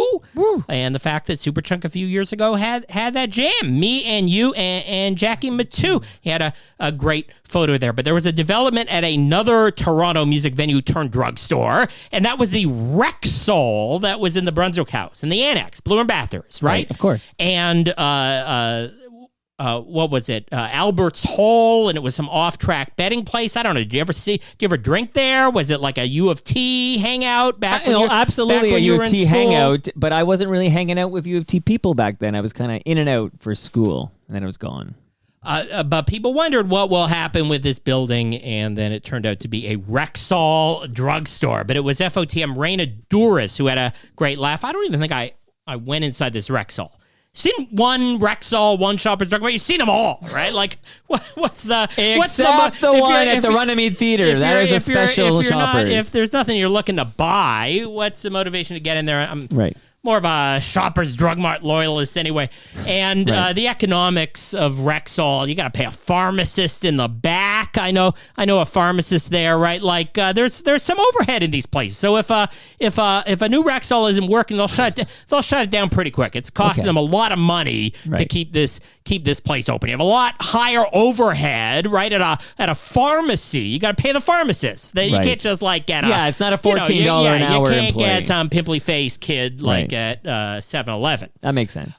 But it was Raina who pointed on Twitter at the time, had a good laugh at the fact they had a curatorial statement at the Brunswick House Rexall from Alan Cross. Hey now. And I don't know, he was probably FOTM paid like $100 a word to rhapsodize about the relevance, the historical situation that you find yourself in.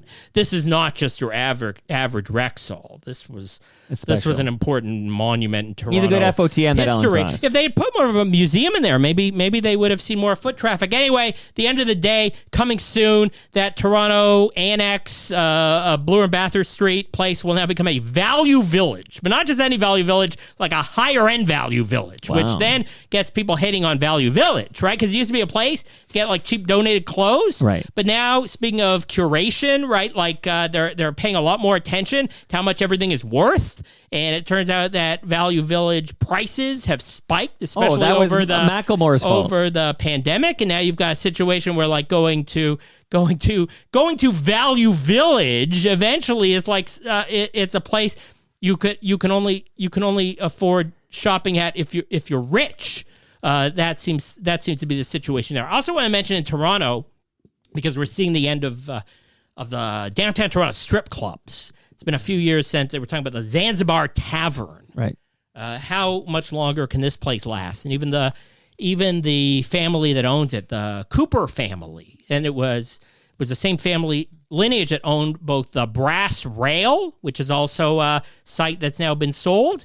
So that's running on borrowed time, and then the Zanzibar further down, young between just south of Bloor, Gerard I guess, and Dundas. Now way south, right? I know. I just took a selfie with it. Same block as Sam the Record Man.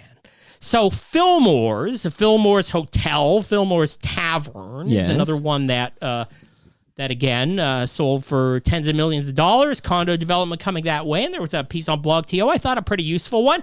Maybe it could have been written a little better because they buried the lead, and it was a developer talking about the fact that even though this Fillmore sign is not of any historical significance, the neon sign there, I don't know if they were paying lip service or something, that they're hoping to preserve it in an upcoming Toronto Sign Museum. And while people have talked about this before, this was the closest it came to being confirmed. Are one of these condo developers going to use their Toronto Section 37 money to, like, you would want to visit a museum like that, where you would be all over that place taking selfies, Toronto Mike, right? Like being around the historic neon signs of Toronto all one place. We're 15 years past people wanting to save the sign of Sam the Record Man. Right. I don't know what that thing is they put up above TMU. Above the square at Yonge and Dundas. It is not the original Sam sign. They said it was some kind of restoration, but there was no way. I don't know what parts they salvaged. Wait. Slow down for a second. You're telling me that's not the sign that was outside Sam the Record Man? Look closely. Compare. But it's got to be the sign. It's not like a JFK assassination conspiracy here. I think they took parts of the original sign. But what it is does not bear. Look it up. It's not. It does compare. Not, but it doesn't I resemble bought that hook, line, and the original thing. Well, because it's all way up in the air. And the other sign, of course, is they feel the like no one's going to pay that much attention to it. The Honest Ed sign is still lingering. It's still in some warehouse. A warehouse. Yeah, they said they were going to put that on the back of the Ed Mervish Theater, the former Imperial Six. That Honest Ed's from Bloor and Bathurst would be there. And so stand by. Buried lead, bit of a scoop. Oh, another scoop before we get into the Ridley Funeral Home Memorial segment is something that was leaked on the Grand Radio in Wellington County, okay? I'm the one who found this, and I sent it to this troll on Twitter because he puts up these audio clips, and he's into tracking the whereabouts of John Tory. Okay, this involves an FOTM. I know the story. Go ahead. Billie Holiday. Yes. Who I gotta admire her persistence, because anybody else who has been through what I've seen her have to deal with would have long ago left radio behind, right? What was the drama going on there? You had Jay Mad Dog Michaels on here talking about his falling out with Billy, the Mad Dog and Billy morning show. This goes back about a decade now. She ended up in the last days of Dean Blundell. She was the co-host with him. I don't know. She was on the Move radio when they changed format there. Then all of a sudden she's doing this country radio in Kitchener, Waterloo. Now she's on Wellington County, some kind of adult pop, top 40 something radio station, the Grand. Not a lot of listeners. And I was thinking about radio topics for this month, and I'm listening to this clip of Billy on her morning show, and she's saying, I was at the cottage of my friend, who happens to be the mayor of Toronto, John Tory, which is a relationship that has been chronicled in certain ways. Is she a family friend? She seems pretty close with the Tory clan. I don't know if that was related to her working for Rogers or what, and reveals there on the morning show, the weekend when he's starting his big stadium tour in Toronto is being given the key to the city. And then she demurs, and it's like, I don't know if I should have said that, but the clip was on the radio station's website. Yeah, she said it on a live mic on the radio. If behind the scenes that, in fact, she was given permission, kind of leak this information and see what would happen. And I was very excited to find it, because if I played any role in giving this woman who uses the radio name Billie Holiday, if I gave her career a boost, I put in a 1236 newsletter, maybe people will know about it more, that she broke the news of the weekend, getting the key to the city of Toronto from John Tory, who's got another election to win. and it'll be good PR. I'm sure that'll put him over the top. Look like a great picture, right? Whatever. It'll look like he's hippity hopping in along with Norm Kelly. That John Terry will be hanging out with the weekend. So okay, good for everybody. Stand by to see if Billie Holiday's insider info premonition comes through, and maybe she'll get back on Toronto radio in the end. A couple of months ago, Mark, you told me that in 2022 you were going to become a pothead, okay? And since you made that declaration, I just want you to know, yes, I got high on a special episode of Toronto Mic'd with Andy Palalis from Canna Cabana. But last night, so just this very past night, I was at the Budweiser stage to see the Black Crowes. And I was there with Stu Stone, FOTM Stu Stone, and Canada Kev. And Canada Kev, who's a sweetheart, and gifted me the ticket. Thank you, Kev. He'd light. Can I call it a spliff? Okay, he'd spark a spliff, and he'd pass it to me. And I'm outdoors at a concert and having a great time. No, wait. Is smoking anything legal there? Doesn't matter. Is it Doesn't still kind of underground guerrilla behavior? Is it legal to drink Great Lakes beer in public parks? Who gives a fuck? So hear me out. Guilty as charged. Okay, so I'm fine, and I think it's from Canna Cabana. They won't be undersold on cannabis or cannabis accessories. Find a Canna Cabana location near you. But then I guess so I've smoked some weed and I'm enjoying myself, and then and I don't know, I have to find out the specifics of strains and such. But then Kev sparks up this a much fatter. Like something straight out of a Cheech and Chong movie. Well, it's not like Homer Simpson's sandwich that he was eating over several days, but much fatter than the joints I was, Stu Stone had been recommending to me. And he passes it over. And it's sort of like, again, when in Rome, I smoked the thing. I had the best time. Good people, good music, good weed. Shout out to Canna Cabana. That was last night. Look at you, Toronto So Mike. when are you going to catch up, buddy? I'm doing my part. You are now two That's twice. smoking episodes ahead of me. Well, I didn't record last night smoking, but it did happen. Need the consultation of Andy from Canna Cabana. Stu's got a great story. He's going to share it on Toast. So this is a teaser, but Stu Stone witnessed not one, but two people in the crowd. I showed up late. I showed up at 9 o'clock, and that's when Black Crowes hit the stage. They were right on time. You don't expect that from these rock stars, but they were right on time. And I'm finding Canada Kev on the lawn, so it's dark, getting dark, and I'm walking around the peripheral of the lawns, and I see him. But not one, but two FOTMs in the crowd spotted me and made a beeline over to tell me how much they love Toronto Mike. So if one of those two people were you, shout out to you. Thank you for listening. You are getting recognized more and more these days. The Dome, I had the best... Just because my daughter was there and I wanted her. My daughter was with me at the Blue Jay game Sunday, and I think 7 people in total listened to the program and wanted selfies with me. And Michelle, at some point, Michelle was like, you're never gonna because one woman who I want to shout her out. I think her name is Judy, and she was a sweetheart. Judy, I hope you're listening. But she said that this was more exciting to her than the time she met Paul McCartney. Now you finally understand what people mean when they say. I had a famous father, and it never impressed me once. Okay, well, Michelle will be, because my wife and 2 younger kids are out of province for a couple of weeks. So whenever we're all together again, Michelle's promised to share that story so Monica can hear it. Okay, because we know she's not going to hear it right now because she's not going to listen to 3 and Okay, where are we? I think I gave you a. I think I gave you a jam. I'm going to play a jam while we pondered all of the people who keep. But I want to tell people this is important. FOTMs, this is important. Doer makes the world's most comfortable pants and shorts and shirts, and they're online at doer.ca, DUER.ca. But they also have a retail store on Queen Street. And I urge you, now's the time to save 15% with the promo code Toronto Mike. All one word. My life in the sunshine. Are you going to shout out Palma Pasta over there? Well, I want to do like a 1236 episode book club about a book written by a guy named Nabal Ayers, who is the biological son of Roy Ayers, the jazz musician, vibraphonist. That's what he's playing, right? The vibraphone.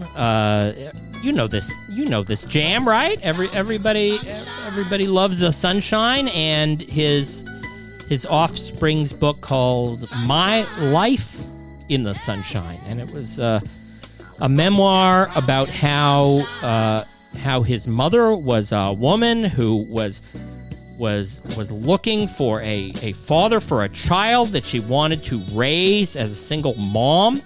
She was motivated. She had this idea in her mind. Her brother was a jazz musician acquainted with Roy Ayers, and she kind of picked him, right, to inseminate her 50 years ago, like David Crosby, and that she was going to raise this boy on his own. And then Nabil Ayers ended up becoming a musician in his own right, like an indie rock drummer. Started in Seattle, Washington, Sonic Boom record stores, no relation to the one in Toronto here. Right.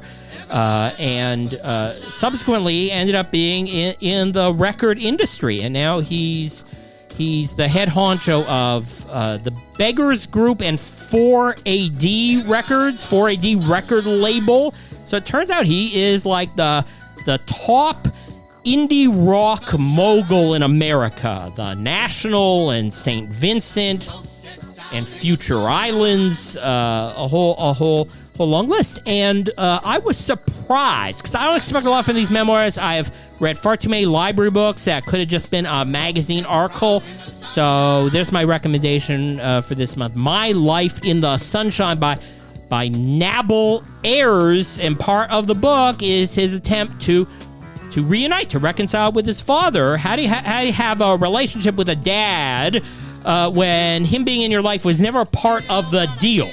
And then you've got a biracial element in there in terms of how he was raised and how he was perceived, how he found other people who were also the children of Roy Ayers. So fascinating life, and a book I wanted to recommend here, and it supplies the soundtrack to our bridge to the Ridley Funeral Home Memorial segment. And before we get to the Ridley Funeral Home Memorial segment, much love to StickerU.com and Palma Pasta, who will be feeding us all at TMLXX on September 1st from 6 to 9 p.m.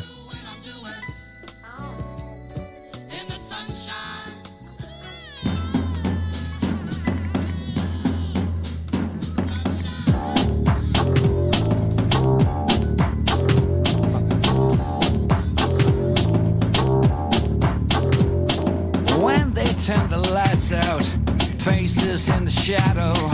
When they turn the lights in, tapping at your window. Skinny up out of your bedroom, shimmy up on the drain pipe. Stand tall on the rooftop and let's slip into the night. Would you surrender to despair or go on as if you're unawares? Would you let them tear apart your mind, or would you come running with a kind?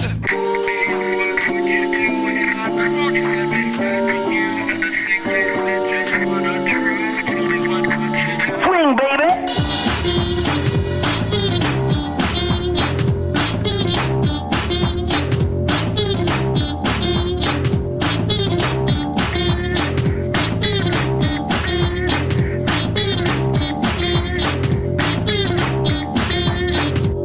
And they'll hate you for what you are, boy, and they'll say you ought to be ashamed. They'll lock you in the pantry till you learn how to behave. But days of ash and cinder are the good boys' last reward. 'Cause once they got you where they want you, they don't want you anymore. Big Rude Jake. Mike, did you ever hear of Big Rude Jake? Of course. Toronto swing punk music legend, 1990s. He was ahead of the curve in what became the swing revival, and popular act around downtown Toronto clubs. His first album, Butane, Fumes, and Bad Cologne, produced by Gordy Johnson of Big Sugar. And that goes back 3 decades ago. Big Rude Jake, Jacob I before E. Hebert or Hybert. I've got the EI thing in my name too, but it's always a crapshoot. What are we ruling here? Just call him Big Rude Jake. Big Rude Jake. Because that's what he was known for. And through the 90s, a situation where he was packing them in the nightclubs, but at the same time, I think like a lot of music that was popular for being live didn't necessarily translate to selling records in the stores. A lot of ska bands, a lot of acts that were popular on the university circuit, even stuff like the Bourbon Tabernacle Choir, right? Yeah. Like they would be popular in Toronto clubs. Or but the Shuffle Demons or something they could like never kind of translate that into a large record deal. But then Big Rude Jake collided with something that was going on. All of a sudden, 1997, 1998. Shout out to James B. This swing music became popular again. There was actually money behind this stuff. It wasn't like a Jitters situation where they got a record deal and you couldn't imagine anybody actually going out wanting to buy a Big Rude Jake record. There was actually the possibility of him hitting the American big time. And I know a little bit more about the Big Rude Jake situation because I know a guitarist who was in his band.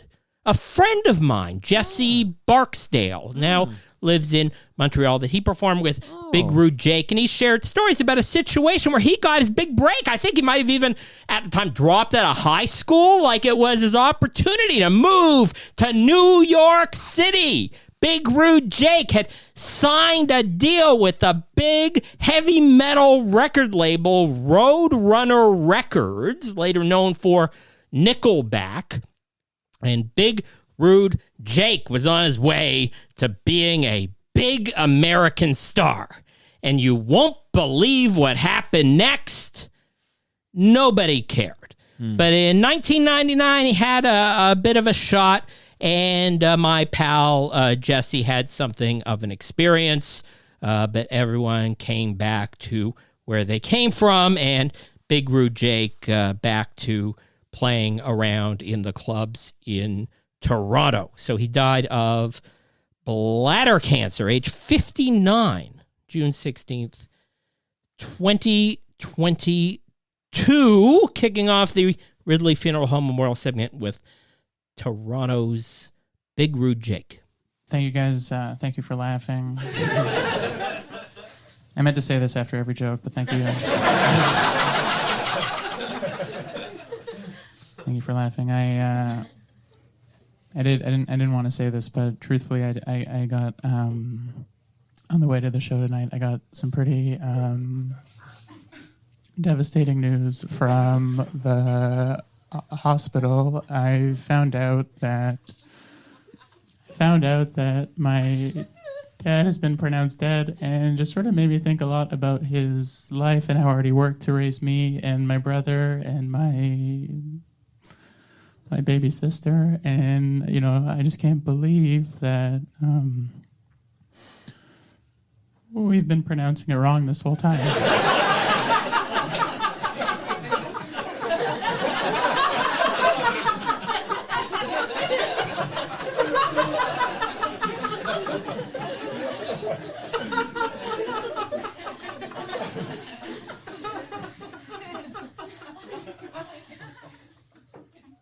Just kidding.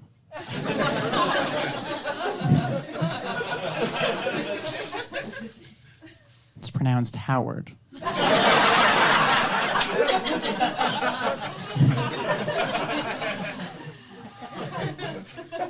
Nick Nemiroff, who died at age 32.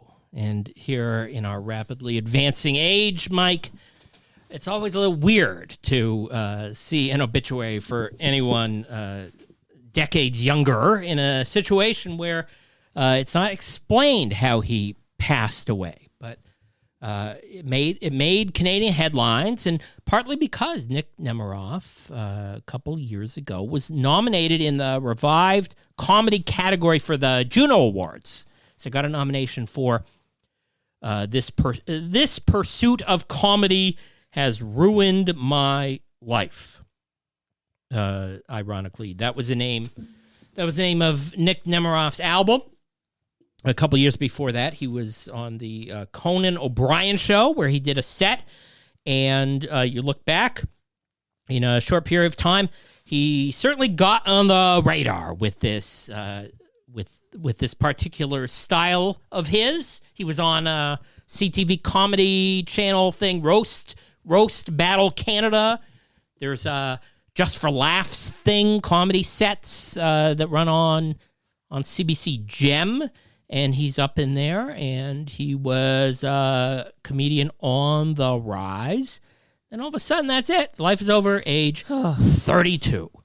Yeah, I was listening to a couple of comedians out there on the Boys cast, two guys from Toronto. I think they've been on Humble and Fred. Ryan Long, and Danny Polachek. Did these names ring a bell? Of course. Kind of like anti-woke Toronto comedians who moved to New York, and they were talking about the death of Nick Nemiroff, and they said like, I think it was Ryan Long, like I don't know, he's in his late 30s. Like, I don't know anybody from school or work or anything in my life, but I know 6 comedians who have died at a young age from the comedy scene. Well, and so I'm not saying there's a curse. You have had increasing a number of stand-ups on Toronto Mike. Kenny Robinson was just here. About life and the lifestyle. Also, Darren Frost, where you...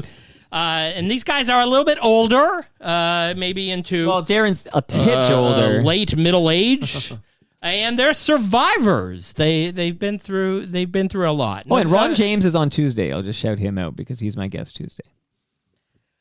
So maybe you can talk to Ron James about like what it takes to stay alive in the comedy scene, because it is like, I don't know what happened here.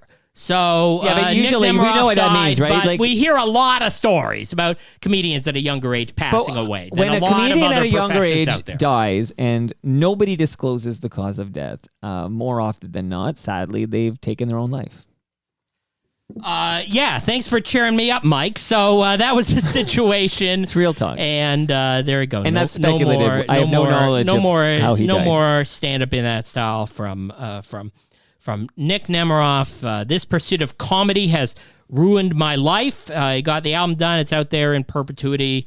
You can stream. You can hear what it's all about. Just want to shout him out here. Shout out to Ridley Funeral Home. Ladies and gentlemen, Miss Julie Amato. They say yeah, it's not in stereo. So I was doing my best. Maybe the other clip is all right. I held this over from last month, and I promised. Okay, let me try the other clip. Let me try the other clip. I know I did. Oh, here we go. Hey, listen, can I tell you something? Now, we've never met before, right? But did you know that not only is Ian Tyson a great singer-songwriter, but he's also a farmer and a rancher and a real down-home sort of a guy, you know? I just hope he's going to feel comfortable here in the big city. I'm sure he will, man. Yeah. All right, you ornery critter. Hit him up. Move him up. Go. Go. A Julie Show with special guest Ian Tyson, featuring R.G. Brown and Patrick Rose, and special guest appearance by Rita Moreno. Still with us. Ladies and gentlemen, Julie Amato. Okay, Julie Amato, who died back in April of 2022. But I wanted to mention here because, look, Mike, you're the one who is always fascinated when I'm able to bring you Ridley Funeral Home shout-out from someone who you would not have found out who died in any other format. Anywhere but maybe, in this case, the 1236 newsletter. And I'm dedicated to surfacing those stories wherever I can find them. But this woman, Julie Amato, who was an American, she was once Miss New York State. She was in the Miss America contest. She was 1964's Miss Congeniality, like for real, Miss America show. With the Vietnam War, her and her husband, they vowed that they were going to move to Canada and they actually followed through. And in trying to make it in Canadian show business, because she wasn't going to cross the border, at one point in the late 60s, she did a CBC show with Alan Thicke. She was on This Is the Law, which is a widely remembered CBC panel show with recently deceased Paul Soles. He would do these skits, and then they, like, front page challenge. They would ask the panelists what law did he break. I mean, this shout was out like to the Cowan brothers. Real wonkish 1970s Canadian TV. But 1976 at CFCF TV in Montreal, Julie Amato got her own half-hour variety show, and it was stuff like this. So there would be like D-list celebrities. I mean, whoever they could get. Rita Moreno in there in the intro of this episode. You would have all these variety show regulars like Paul Williams, Avery Schreiber, Artie Johnson. I think Howie Mandel did an early appearance on this show.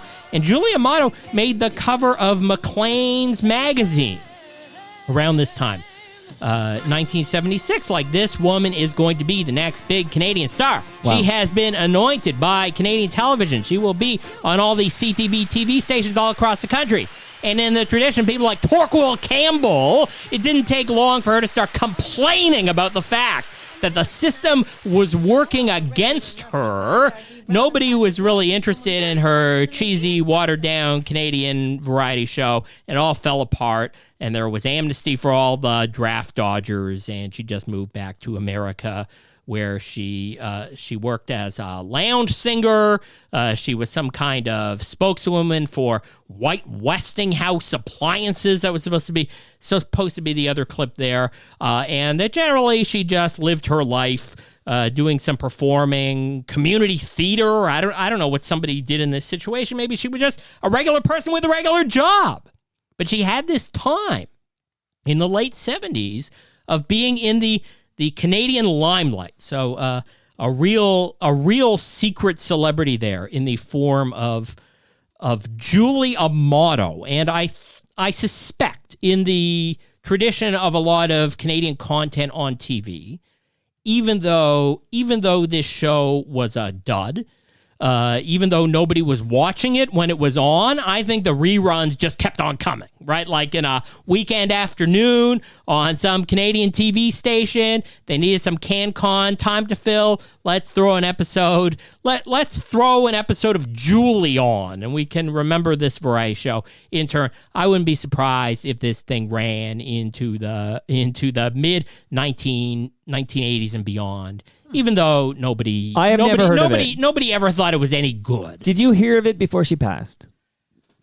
I don't think so. I'm not going to pretend. But actually in the Canadian Jewish News, it just so happened that there was a writer for the show, a guy named Paul Perlov, and he wrote a piece that was mildly amusing about what it was like to work on this obscure 1970s Canadian TV show. And the reason, the primary reason I was interested in this piece, how it got published, is this guy's a close personal friend of Rick Moranis. As far as I'm concerned, any friend of Rick Moranis should be a friend of mine, because when I'm a Dave Thomas man myself. When Rick Moranis wants to make his media comeback, I'm standing by to serve before as a conduit. I play this next clip here. How do I get in the Canadian Jewish News? What do I need to do to get coverage there?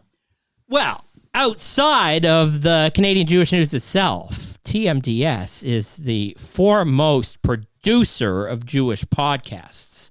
I think a lot of your roster seems to be connected to that heritage. So in that Shalom. sense, we're gonna keep it close. Ed Conroy. Not a Jew. It's like an Adam Sandler song. I collaborated with Ed Conroy in a piece that is running. You can find it online. It's a Canadian Jewish Lauren Honickman's in this. Canadian Jewish News quarterly magazine. I'm still in the process of figuring out what exactly this needs to be. In the meantime, I might as well have some fun. I called on Ed Conroy to say, what can the CJN do for the upcoming 50th birthday of City TV. Ed Conroy has a not-so-secret association with Zoomer Media, who is helping out there at the Vox Box, the new Speaker's Corner. Did you see I'm airing on Channel 5? Made it possible for Toronto Mike to have his say. Did you have to put a loony in the machine there that day for was it to free. record Doors you? open Toronto. It was free all day. I think the open secret is it's always free. Oh my and goodness. that the loony is essentially a you way know of Moses, speaking that according to that trolls don't show up and record on there. According to Jay Gold, who I trust, Joel Goldberg, he says that Moses had to approve every clip that aired on that TV listings Channel 5. Therefore, at the end of my clip, which I shared on Twitter, it's on my YouTube channel, but where I said, Moses, I want you on Toronto Mike, Moses had to watch and approve that before it went on air. So he approves the idea that he's so important that you're on your knees. I hope we don't end up a Dean Blundell situation where he uses it against you. Like that, this guy, Toronto Mike, has been stalking me my entire life. No, you politely asked him on the Vox Box. Go to the Canadian Jewish News magazine. You will find a Jewish point of view on the 50th birthday of City TV, with a group of illustrious City TV personalities and curated photos from Ed Conroy of Retro Ontario, who also recorded a Zoom tribute about the early years of Ivan Reitman, which is also at the CJN. And don't bury the lead. He's the only other member of the FOTM Hall of Fame. I look forward to more collabs with Retro Ontario in the future. But I digress, because this is the memorial segment brought to you by Ridley Funeral Home.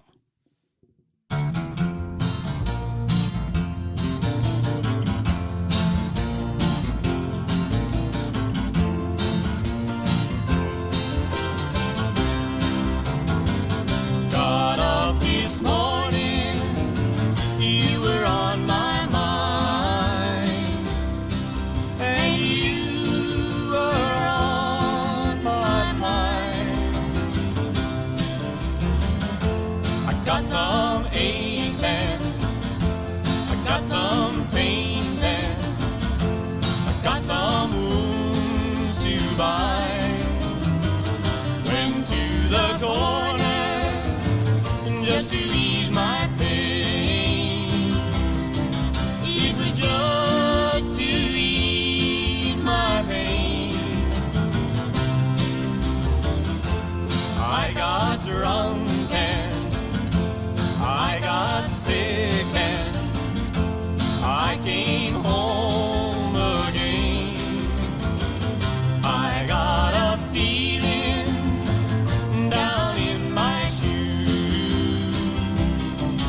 It's way down in my shoes. I got to move on. I got to travel. Walk away my blues. You notice we had Ian Tyson referenced in that Julia Amato clip, and there we have Ian and Sylvia again, going for Genius. a little symmetry here in who we're remembering. And Before we talk about who we're Ian and remembering, Sylvia. I love the production where I hear, I'm wearing headphones, I should say. Sylvia's in my right headphones on the right, and Ian's on the left, and it's quite a lovely mix. Please continue. Oh, Ian and Sylvia got their start as a duo, at one point a married couple in Toronto at a club called the Bohemian Embassy, which started in Toronto in 1960 under the management of a guy named Don Cullen, who died on June 26 at age 89. And when it came to the Toronto coffee houses of the beatnik era, going into what was happening with the hippies, Don Cullen. Purple Onion? Don Cullen, all the way, was the guy in Toronto who was ahead of the curve. He was on top of it all in terms of what was considered like independent arts in Toronto would have been happening on the stage. the Bohemian Embassy. A brand name that was so legendary that there we were, like, do the math here, 1960 to 2006, 2007, all those decades later, the Bohemian Embassy was suddenly the name of a condo development on West Queen West. And that was, as far as I can recall, it was the first new construction that was seen as like the gentrification that's going to kill this part of the city, right? You had like the Gladstone Hotel and the Drake opening there, and already like the old school people, mostly kids who had grown up in the suburbs of the 905 who moved into downtown Toronto, right? And they would be like all nostalgic for some Parkdale that never actually existed. Right. These like crime and grime riddled streets, and they're like, this place is losing its touch. Everything that ever made it great. You know, meanwhile, like they grew up in some bedroom community somewhere. They never actually touched the pavement in downtown Toronto, but it became the cool thing 15 years ago to protest the idea that these condos were coming in. They were ruining the grittiness of everything that makes the city great. And here we are 15 years later. I don't know. I mean, obviously they drove out a lot of the artists. A lot of the actual bohemians can no longer afford to live there.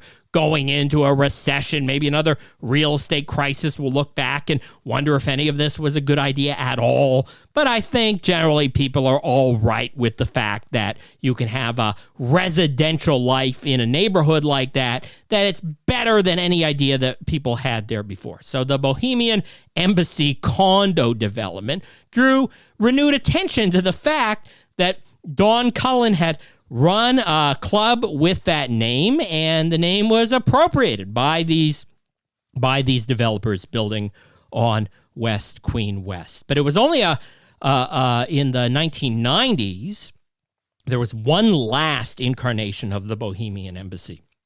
And I met Don Cullen as a journalism student at Ryerson. I think the last days of me even trying to think that I could graduate. I did one of these student assignments. Somebody put me onto this idea I should go out and interview him, talk to him about the history of the club, and there he was along that same Queen West, maybe not as west as these condo developments were, somewhere around Queen and Bathurst, and we talked about the old days. We talked about the fact that at the same time he had ended up owning, speaking of strip clubs on Yonge Street, do you remember there was one called La Strip? It was upstairs. It had one of these gaudy signs. It was the same era as the Cinema 2000 or the Rio movie theater. This was like a symbol of the Yonge Street I grew up with. But I never imagined actually stepping foot in the place. But thanks to Don Cullen, I think he put me on the guest list, or he gave me a free pass. I was all doing research, and I went into La Strip to see what it was all about. He was trying to maintain the integrity of the old school burlesque strip shows. He was lamenting that they had turned into these gynecological examinations. I don't. Have you ever talked about here what your strip club history is? Did you ever set foot in any of these places? So I'm almost 50. Here I am actually admitting to having attended one, but I was doing it for research, Mike. I'm almost 50. I've been in a strip club exactly one time in my life. Was it anything like you see on The Sopranos? And I was no, it was near the airport. What was the experience like? By the airport, I went with buddies when I was 19. It was a one and done for me. It wasn't my jam. I think it was a losing battle, but Don Cullen finally remembered for all the characters who moved through the Bohemian Embassy, which included Lorne Michaels getting his start there, trying out routines on the stage. Don Cullen was a performer in his own right, and in the mid-'60s, he was diverted from running this club in Toronto because he was invited to join the touring group of Beyond the Fringe. Beyond the Fringe was originated by Peter Cook and Dudley Moore. So this was royalty as far as satirical comedy was concerned. and Don Cullen actually toured with them, coming back to Toronto for 25 years. He ended up a regular in the writer's room, being on camera with Wayne and Schuster. Wow. Shout out to Cynthia Dale and Stu Stone. Cynthia Dale and Stu Stone, who were both on Wayne and Schuster. Correct. And also both in the movie Heavenly Bodies. I know. What a world. Reunited together here on Toronto Mic'd. Right. In June. And also with Don Cullen and Wayne and Schuster. He was a writer on for other shows on the CBC. He was on CBC Radio. He was a co-director of the Leacock Festival of Humor. Stephen Leacock. Of course. Later in life, he was also a very outspoken atheist. There was something else to know about him. 2007, he tried to reclaim the Bohemian Embassy name that he had wrote a memoir about it, memoirs and poems from the Bohemian Embassy. What else to say about this guy? I mean, a real bon vivant on the Canadian scene. Gordon Lightfoot, Bram from Sharon, Lois, and Bram. Halifax 3+1, which was a group that had Zal Yanofsky of the Love and Spoonful and Denny Doherty of the Mamas and Papas. They had an opportunity on that stage. Joni Mitchell. We learned Liz Braun has some kind of long-standing feud with Joni Mitchell on a recent episode of Toronto Mic'd. What a revelation. Bob Dylan dropped by one night. Wow. And he offered to sing on the stage, but they didn't know who the hell he was. Figured we're not adding you to the lineup. We're not pushing people out of the way so that you can strum your guitar in here. There you go. Another secret celebrity among us in Toronto, dead June 26. Life well lived at age 89. Don Cullen.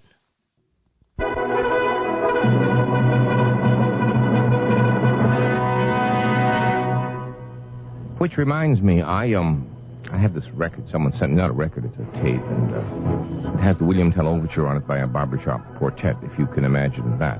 I cannot. I found it in my office today along with some letters. I'm trying to get caught up on stuff. And, anyway, there it was, and sitting down there now, and I just got to thinking about it. I said, the William Tell Overture by a barbershop quartet. It's got to be pretty special. So maybe later, when I leave here, I'll go down to my office and I'll get that. Richard, if you please, would you open up the lines? The numbers are 872-1010, 872-1010. Here's the drill. You get to call and talk about whatever it is you want to. I don't care. 872-1010. There's a few things I'll cut you off for, but I had a good time today. You know what I did today? Ed Needham. You got a recording on TorontoMic.com. I was going to say. Who sent this your way? Ed Needham's last radio show. You know, John Paul, who was an FOTM. He was one of the last people to work the board. Yes, I knew that. And FOTM Richard Surratt also. And Storm and Normans. And Storm and Norman. All the FOTMs worked. And Ed Needham was the kind of guy I think there would have been a lot of turnover working the booth, screening the calls for a guy like him. Ed Needham, who pioneered talk radio on CFRB. So when we were discussing the current state of things with Reshmi Nair, once upon a time, the style of talk radio there was a lot more inflammatory. Like grumpy old white men. Ed Needham was the greatest of all. And it's Sid. Sid is the gentleman who sent this clip. So it's funny when you send me like YouTube clips and you're like, I want to play this, I want to play this. And when I get one that's actually the Toronto Mic'd YouTube channel, it's like, oh, it's like a self-fulfilling prophecy here. I'm the source for this clip. Thank you, Sid, for sending it my way so I could share it with the masses.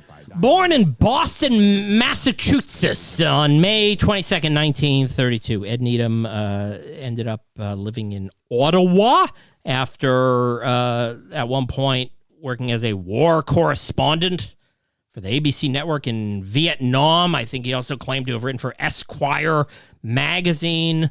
There he landed north of the border, marrying a woman from Ottawa and getting into talk radio in Canada's capital city. And what came to redeveloping, figuring out the future, something beyond Wally Crowder on CFRB. Ed Needham was one of the people they recruited that they called in that he would do this style of what was presented as free form, except there was always some planning involved. I mean, the magic was in his ability to make it sound like it was all spontaneous and off the cuff. He was doing, it was like David Marsden was to music radio. Free form, right? Like Ed Needham, just go in the studio. What do you want to talk about? I have nothing planned. I have no idea. That wasn't necessarily the case. You could imagine he spent the whole day meticulously making notes. This was part of the magic of the medium at the time. Like everything you got to know, just like the glory days of Howard Stern. A lot of advanced planning went into making a few hours of nighttime radio sound spontaneous. And with Ed Needham, it was about creating this community, doing a show that wasn't necessarily political, but when he had any politics at all, it was the sort of thing that would get him in trouble with the Canadian Broadcast Standards Council, usually for taking a right-wing position, which wasn't too kind to people of certain sexualities or minorities. I mean, you know the drill. This is what talk radio was. This is what he was hired to do. This is something that you don't hear on CFRB anymore. I don't even know if CFRB, maybe I'll give John Moore credit, possibly in the morning show. I don't know if CFRB, where he was one of the most famous talk show hosts of all, I don't even know if they acknowledge it. Ed Needham died. That it was a kind of thing that you would only know about if you read the 1236 newsletter, the Toronto Mike website. I don't know, see something about it on Twitter. See his former producer John Pohl mention it somewhere. Right. That it was not. This Strange, was not considered a passing that was worthy of the mainstream media. I've heard from people like Lauren Honickman and people of that vintage who they remember this guy. Like he was a memorable character on the Toronto airwaves at night. Because when he went on CFRB, I think 6:30, 7 o'clock at night, it was showtime. Wow. I mean, you listened because you didn't know what he'd say. Want to stay tuned. He pretended that he didn't know what he was going to say. Regardless, for the audience, you don't know what's coming, and it's exciting. Listen, for this, he won like the highest Canadian award, ACTRA, Best Talk Show, Nelly Awards. All right, good for him, 3 years man. in a row. Now, part of the rhetoric was in the early 90s, the Gulf War broke out, and he was playing the part of the patriotic American.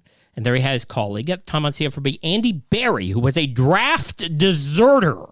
25 years ago, I was corrected on this front when I was on the Howard Stern press conference and called Andy Barry a draft dodger. That was incorrect.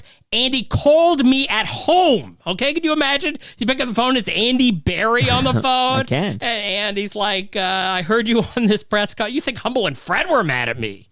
Imagine the for fun, fury I explain got the difference. for Dodger means Andy, you don't Andy want to Barry. be drafted, Well, so you leave the country. No, Dodger means you were drafted. Deserter meant like Julie Amato, who we mentioned before. You were you leave before you're drafted. Objector to the war that was going on. Okay. So Ed Needham playing the part of the rah, let's go America, whatever, let's bomb. Let's bomb Saddam Hussein's palace, whatever it takes. Right. And at the same time, you had pacifists like Andy Barry playing against each other, and things got so heated that in the process, Ed Needham, like he walked off the air. He quit the radio station. I don't know if this was part of the performance or what. But it was genuine because he was gone for a while. I think he actually quit his job, which led me to believe there was a circumstance. If you look back at all this, I mean, here's a guy riding high. He worked his entire career in obscurity, and he's into his mid to late 50s, and he gets a shot on a Toronto radio station, and he just he has a tantrum, and he walks away from it all. Was it a shoot or a work? Which one was it? Well, the fact you're not what sure was means it was brilliant. Well, he was exiled. You're not sure. He for months they tried to replace him with other people. They tried Lowell Green from Ottawa. Remember they brought in Charles Adler. Today Charles Adler is on Twitter all the time talking about him, a former conservative. Right. Justin Trudeau is the only person good enough to be Prime Minister of Canada today. I do remember back then, Charles Adler also traded in these tropes, which today you would think were maybe a little bit hateful. But there's all show business back then. Michael Corrin, another guy who came in with that right-wing talk radio style. Now he regrets it all. Talks about how evolved he is in the Anglican Church as a Reverend Corrin there. But I think it was Ed Needham who stuck to his principles. So he quit CFRB, and then and then comes back only on the weekend. So at that point, he's living in Florida, and like they flew him in to do a weekend afternoon show, and that's when I was on the Ed Needham Show. Wow. Because I was writing an article about talk radio for iWeekly. Said I want to interview him, and he invites me into the studio. We're going to perform this interview live on the air. And I had one weekend afternoon, a half an hour, maybe more, me talking to Ed Needham, doing an interview on his show. Wow. Live on the air. And then he subsequently read the article out to his listeners. It's 30 years later. I didn't appreciate the significance of any of this at the time. I don't think I figured out how to capitalize this at all. The fact that I had won over a guy like Ed, that I had kind of entered his realm, that I was going to be part of his cast of characters. I guess I just figured I had to be a journalist. I had to be aloof. I had to keep my distance there. Maybe we could have kept up a relationship. I don't know. CFRB brings back Ed Needham on weeknights, so he's still like commuting back and forth to and from Florida, and he considered a victory lap because it was the fact they tried out all these replacements and they couldn't find anybody who'd get ratings like him. But then, once he got to 1993, he stepped aside.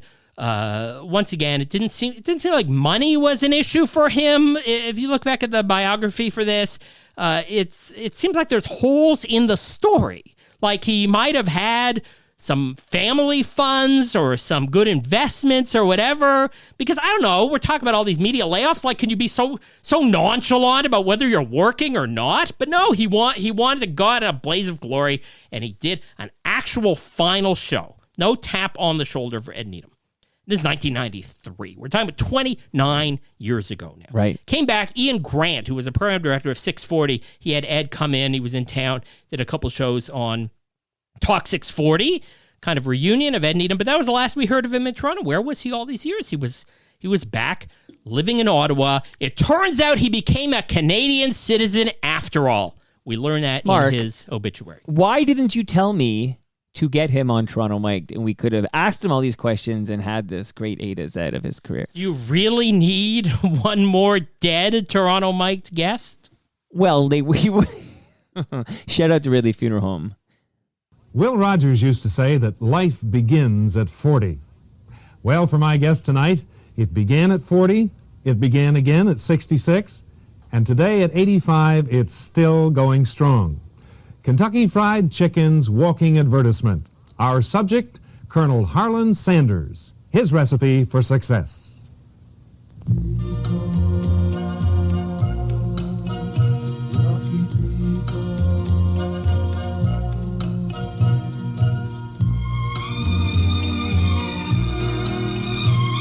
Mike McManus, who died June 27th at age 91, who I remember as the voice of TV Ontario. So he did all the voiceovers in the first stretch of time. You could call him the original Steve Paikin, in the sense that not only was he a face and a voice of the channel, doing all these educational public affairs shows, but also interviewing people like Colonel Sanders, Colonel Harlan Sanders, like in this clip. Sanders?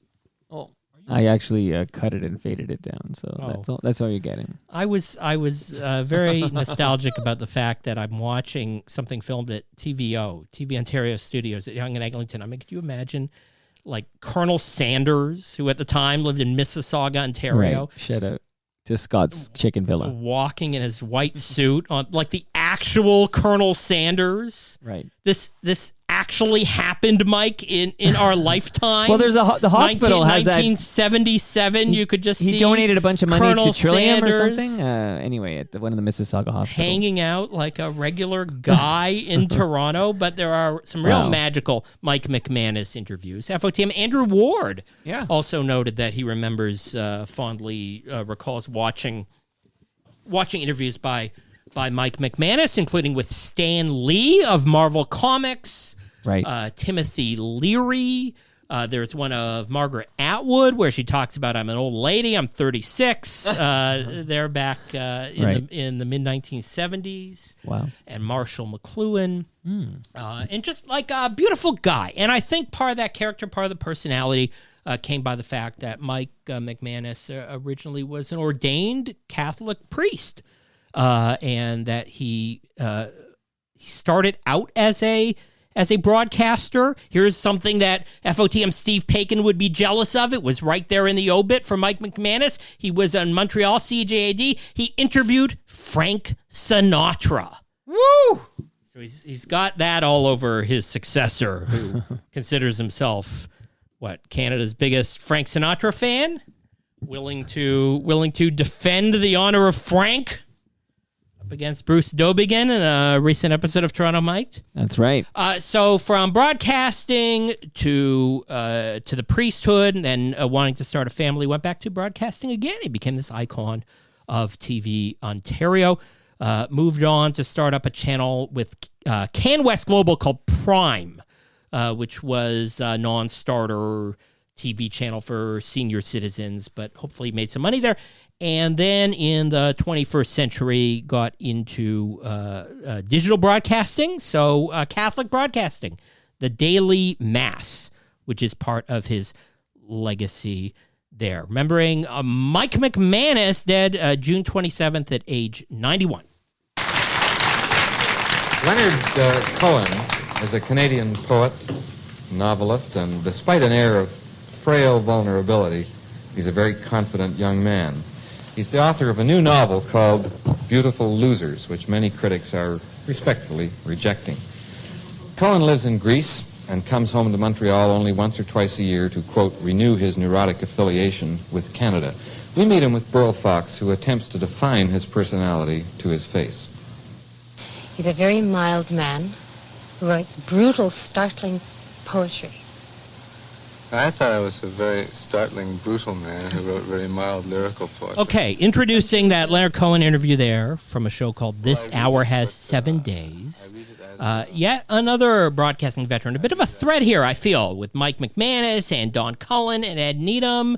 And they all lived pretty long lives. And they were all Canadian broadcasting rebels in one way or another. And all of whom died in the past month. In this case, it was July 4th when we heard that Patrick Watson, not the musician Patrick Watson, there's an indie rock guy, Patrick Watson, not to be confused with the Patrick Watson who died at age 92. His association with the CBC got him into the idea of 1964 developing this irreverent current events show. This Hour Has 7 Days, which has run in the last few years, at least recently enough, a bunch of clips on YouTube of FOTM Wendy Mesley introducing old episodes of This Hour Has 7 Days. But back in the mid-'60s, this was a very contentious production at the Canadian Broadcasting Corporation because they dared to ridicule the news. But this wasn't like some kind of This Hour Has 22 Minutes thing where they were just doing like bad woke comedy based on whatever was happening, but they didn't want to get in the way. They didn't want to offend Justin Trudeau. CBC might lose its funding if they make fun of the wrong person in the government in the wrong way. I think we're on the same page as far as that's concerned. It's a very tame idea of political comedy on the CBC. FOTM Rick Mercer did his best, and I think he found the soft spot. Like he found a niche where he could be a likable guy, even when he was taking shots at those people in power. I don't know if any successor that he's had since on this satirical CBC show, I don't know if they've lived up to the template that he left behind. This Hour 22 Minutes has now been around for 30 years. The show that inspired it, they canceled it after 2. They fired Patrick Watson from the CBC for insubordination because he essentially wasn't following the rules. He was doing too many subversive things on camera. But fortunately for him, it was a situation there. He wasn't like exiled from polite society or anything like that. In fact, if anything, it helped his reputation in the long run that he had pushed the envelope as far as news broadcasting was concerned, and he was on the CBC in straighter ways. He had the Watson Report and Witness to Yesterday and Venture, and also part of his resume, Patrick Watson was the original creator and narrator of the Heritage Minutes. Now, when I was in the Gifted program, they used to I remember they would have us watch Witness to History. Like this was a program we'd watch And I remember, like, for example, he would interview like Joan of Arc or something, an actress playing, obviously an actress playing Joan of Arc. And it was like a cool way to learn about history, which was watching this guy, Patrick Watson, interview these long dead historical figures. It was a great show. He was around for so long that autobiography about his career was called This Hour Has 7 Decades, which came out in 2004. And then he hung around for 18 years longer. And from a child actor at the CBC to This Hour Has 7 Days, and then being like, great grandpa of Canadian broadcasting, Patrick Watson, dead at 92.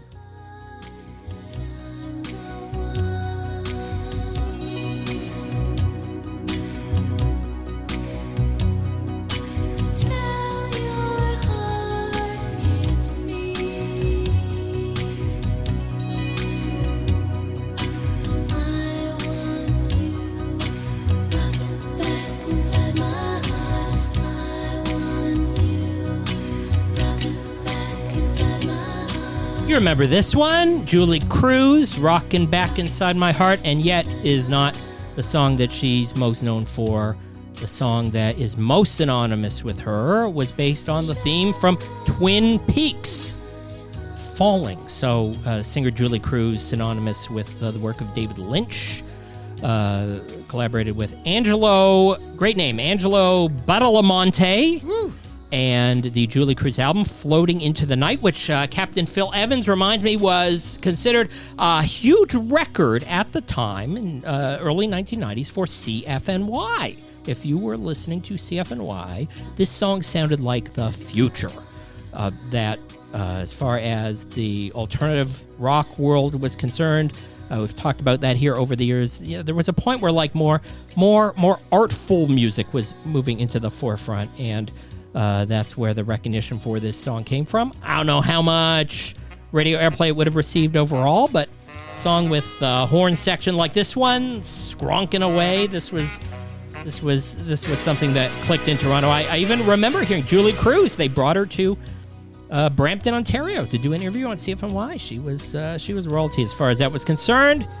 But beyond that Twin Peaks breakthrough, any record of her own did not succeed as well as she did on the road with the B-52s. Woo! For a number of years in the 1990s, she was filling in for Cindy Wilson in the B-52s, and she died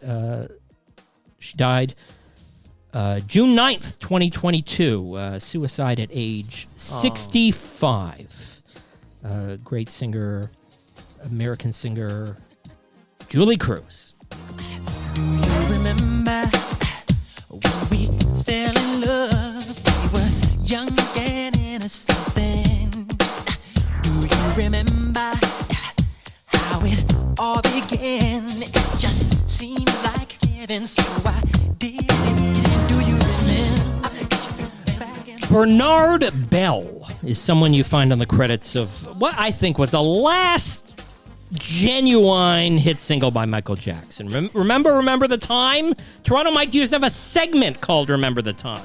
First of all, do I remember the time? No, I was living on a remote island. Of course I remember the time, but what about wasn't Scream a hit? There feels like there was. I think so, but that was like all about special effects. After a certain point, Michael Jackson's singles started, to me, like they were just like commercials for the concept of Michael Jackson. What about that Free Willy song? Wasn't that after this? Will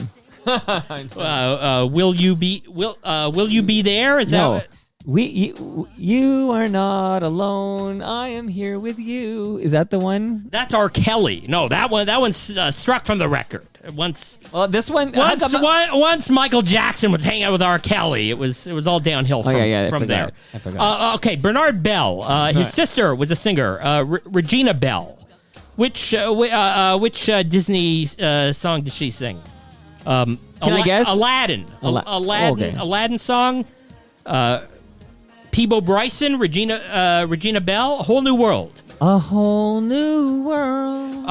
Her brother Bernard Bell, a producer New Jack Swing style producer, worked with Teddy Riley, and Remember the Time was his biggest success. And there was also 1992 Bobby Brown album, which he has remember, there's a bunch bell. of credits on. There's a bell in Belle Biv DeVoe in New Edition. This is Bell, Belle. Okay, like Albert Bell. Disney, okay, Joey Disney Bell. character. Gotcha. Bernard Bell, also a member of High Five, who died not long ago, and Bernard Bell was on a few High Five songs as well. And they're taking fake Michael Jackson songs off Spotify after he died. Did you see this story? There were a few Michael Jackson songs. There was a court case, fraudulent fake Michael Jackson songs. But the real deal, Remember the Time. Got jobs 'cause there's bills to pay. We got something that can't take away our love, our life. Close the door, leave the cold outside. I don't need no. You finally found a Bon Jovi fan A to fanatic, come on Toronto yes. Mike. How did this happen? And here I was thinking she was just an Oasis fan, but no, big Bon Jovi fan, Reshmi Nair. We've been trashing Bon Jovi, the whole fake band that he created in the 80s, fleecing us all with the idea And that getting these that were, banner at the Air Canada Centre, don't get me started. that these guys came from the streets with sound that couldn't have been any more manufactured, cosplaying a heavy metal hair band when the reality was anything but. But he was very handsome. Bon Jovi needed some backing musicians who could play the part, and one of those guys who passed the audition was Alec John Such. And he was the founding bass player of the band known as Bon Jovi. Even though the guy who was on the first Bon Jovi hit, Hugh McDonald, he's still in Bon Jovi. But you see, he didn't have like the heavy metal hair poodle look. This guy, Hugh McDonald. So today he's like a normie Bon Jovi bass player. I mean, he's been around this band now for like 25 years, right? But he did not look the part when Bon Jovi was trying to be that heartthrob arena actor. It was Alec John Such who did it instead and died June 4th, 2022 at age 70. Shout out to Ridley Funeral Home for Rock and Roll Hall of Fame member, which is another like ridiculous thing. I mean, Bon Jovi, but hope Reshmi Nair is back to defend their honor. Alec John Such. She got the stereo and the big guitar, so that's all right. Yeah. All right. I got the itch and a restless soul. She gone with the wind, gonna go for broke tonight. Yeah. Woo. Oh, that's all right. Another rock band backing guy who died at age 70. This is the thing, Mike. I think it's only going to increase the number of songs we remember from our teenage years who are showing up in the Ridley Funeral Home Memorial segment. In this case, it's a keyboard player named Brett Tuggle. And his major contribution to the solo career of David Lee Roth was co-writing, which leads me to suspect he wrote the thing and David Lee Roth took half the credit. Brett Tuggle, who was part of the David Lee Roth band on the album. You remember this album, 1987? I own this album. Skyscraper. It was an EP. I think this was an EP. The that one first before. David Lee Roth was a Crazy from the Heat cover version EP, and then Eat 'Em and Smile. And by then, people were tired of Diamond Dave. No, Eat 'Em and Smile. Why do I think it's called Crazy from the Heat? Is that a difference? Crazy from the Heat. It was the EP with the California Girls. Eat 'Em and Smile with Steve Vai and Billy Sheehan. And then I think at that point, like the Sammy Hagar thing eclipsed David Lee Roth. No one wanted to hear from him again. But he squeaked out one last hit. This was like the last song, the last real hit song by solo David Lee Roth. Before we, and again, I know we're paying respects here, but the cover EP, Crazy from the Heat, there's still a line I drop on my kids all the frickin' time. The 6-year-old particularly likes it. Want me to try to do it right now for you? Are you ready? Okay. Horsey boosey bop, biddy bop. There you go, from Just a Gigolo. That's my David Lee Roth. So, Just Like Paradise was a big enough hit. It was in high demand. It was originally... It's a good jam. They originally invited it to be the theme song for Beverly Hills 90210. Wow. And so the theme from 90210 is a ripoff of Just Like Paradise. Wow. And there's but the original theme in season 1 is not the one we all know from 90210. Like, they had a different... Because Aaron Spelling, Darren Star, his people, they wanted the David Lee Roth song. And I guess negotiations fell through. Think of the royalties that could have come in for this guy. So Brett Tuggle, the keyboard player, he ended up joining Fleetwood Mac because Christine McVie had left the band. Right. And he essentially was her replacement. That is to say, he was playing the keyboard parts, not singing there. So a name deep in the credits of a lot of records, but he was on a lot of big stages from David Lee Roth to touring with Fleetwood Mac, died of cancer, 70 years old, June 19th, 2022, Brett Tuggle. Now, you mentioned 90210, so before I turn up this jam, I just want to tease that next time you're here, so first Thursday of August, I will have an interesting update from TMDS that might involve the name Tori Spelling.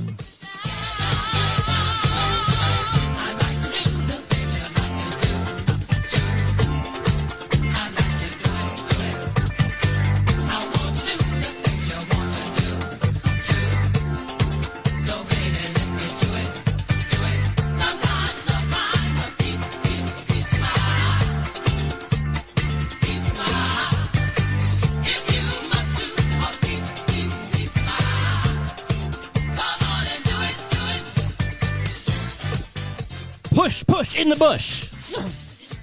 From Musique. What does that mean? Patrick Adams, disco producer who died June 22nd, age 72. Patrick Adams, because in NHL we used to have the Patrick division and the Adams division. I don't think he was thinking of that when he produced this disco song. Okay, now I'm thinking of that Guy Lafleur song we kicked out that time. Okay. There was another one that Patrick Adams was involved with that ended up being a bigger hit as a cover version by Kathy Dennis, Touch Me All Night Long. Did you know that one from the early... I want to feel your body. From the early 1990s. No, that's Samantha Fox. This was Touch Me All Night Long by Fonda Ray, and it was from the soundtrack of Nightmare on Elm Street Part 2. Oh, yeah. Freddy's Revenge. Later on, Patrick Adams, who worked in the studio with Eric B. and Rakim and Salt and Peppa, among other hip-hop acts. But really one of those discographies that wasn't only a seminal part of the disco charts, but also a lot of samples out there. So deep cut Ridley Funeral Home shout out here. Patrick Adams dead at 72.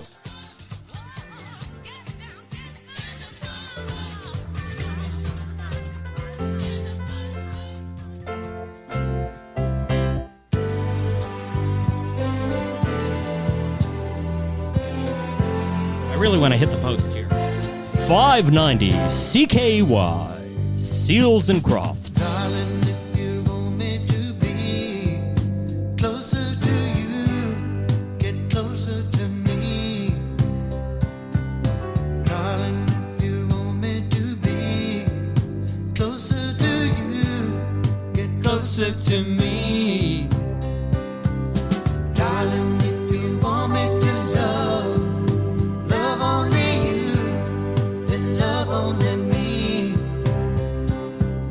Darling, if you want me to see only you, then see only me. Okay, Toronto Mike, your go-to on Seals and Crofts might have been Summer Breeze. What did you put on TorontoMike.com? I kicked that out. I kicked out Summer Breeze on Summer Jams for Pandemic Friday. Diamond Girl, another jam from Seals and Crofts. But my favorite here was Get Closer, which put them a little closer to the yacht rock vibe. For sure. In 1976. And it was Jim Seals, who died June 6, 2022 at age 79.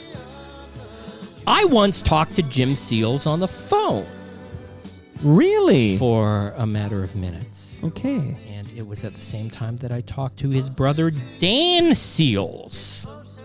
Bop. And Dan Seals responded to the success of his older brother in Seals and Crofts by starting a similar soft rock duo of his own. And that was England Dan and John Ford Coley. So you had a situation where there was like Seals and Crofts. It was like Miley Cyrus and her younger sister, or Andy Gibb, the Bee Gees and Andy Gibb, where one act was a spinoff of another. And at the time, this was like an iWeekly article. It was like a novelty. They were both at a Toronto concert, a fundraiser awareness for the Baha'i Faith, which they were both outspoken members of. And I spoke to both of them on the phone. And they were both equally hostile to this teenage reporter talking to them. Oh, you were a teenager. Looking for a laugh. Close enough. Okay. But You've been around forever. There's my connection. The world's oldest 50-year-old, with, Marc Weisblott. Seals and Crofts. Did you cover the Watergate investigations? Okay, so we lost Seals, right? Seals we lost. We've lost Seals. We've hung on to Crofts, who was 4 years older, for those keeping score. And originally they were part of the band called The Champs. The Champs were best known for Tequila. Yeah. Except they weren't on the Shout actual out to Pee-wee. record. They're not on the Pee Wee Herman soundtrack there, but it was where they first musically connected as teenagers of their own. And moving through the 1960s to be icons of 70s soft rock. Where are we here? Well, I see there's a late breaking addition to my notes here. And I think worth noting, it might not be a name that you know, but part of Ridley Funeral Home worth talking about, Nazareth.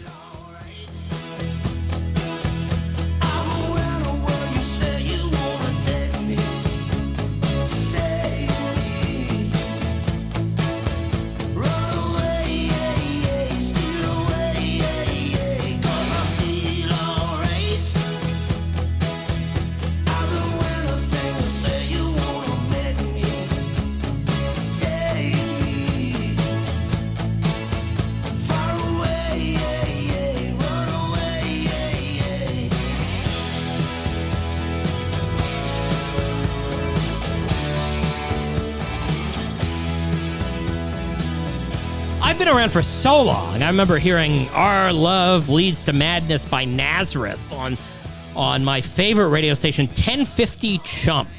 And by the early 80s, Nazareth were not popular anywhere else but in Canada, even though they were a Scottish rock band. And I think what kept them more popular in Canada anywhere else, once again, shout out to Liz Braun, their connection with Joni Mitchell, their cover version, Nazareth, This Flight Tonight, which you can hear to this day every 3 hours on Q107. Right. And from that CanCon, they stuck around Canada, it seemed, more than pretty much anywhere else. Manny Charlton, he was the lead guitarist of Nazareth, and this you might find fascinating, the original producer of Guns N' Roses, because Axl Rose wanted the producer of the Nazareth album, Hair of the Dog, to oversee Appetite for Destruction. And so when they did the reissue, it's on all the streaming services, there's an original demo version of the album, and it's a lot rougher and it's a lot raw, but it's more genuinely what Guns N' Roses, I think, were supposed to be. Well, and this explains it. If you're inspired to look up this stuff, there you hear the impact, the influence of Manny Charlton and the original concept of Guns N' Roses, and the work was rejected by the record company. It wasn't what they were looking for in the end, and they just added it to the end of the reissue.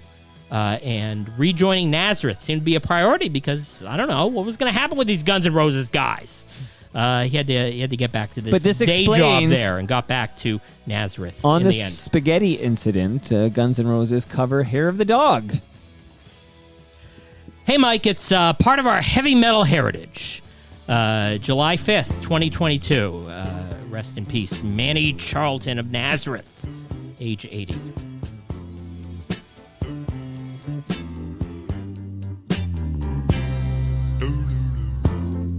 I'm 18 with a bullet. Got my finger on the trigger. I'm gonna pull it. I'm picked to click now. I'm the son of a gun. So hold it right there, little girl, little girl. We gonna have big fun.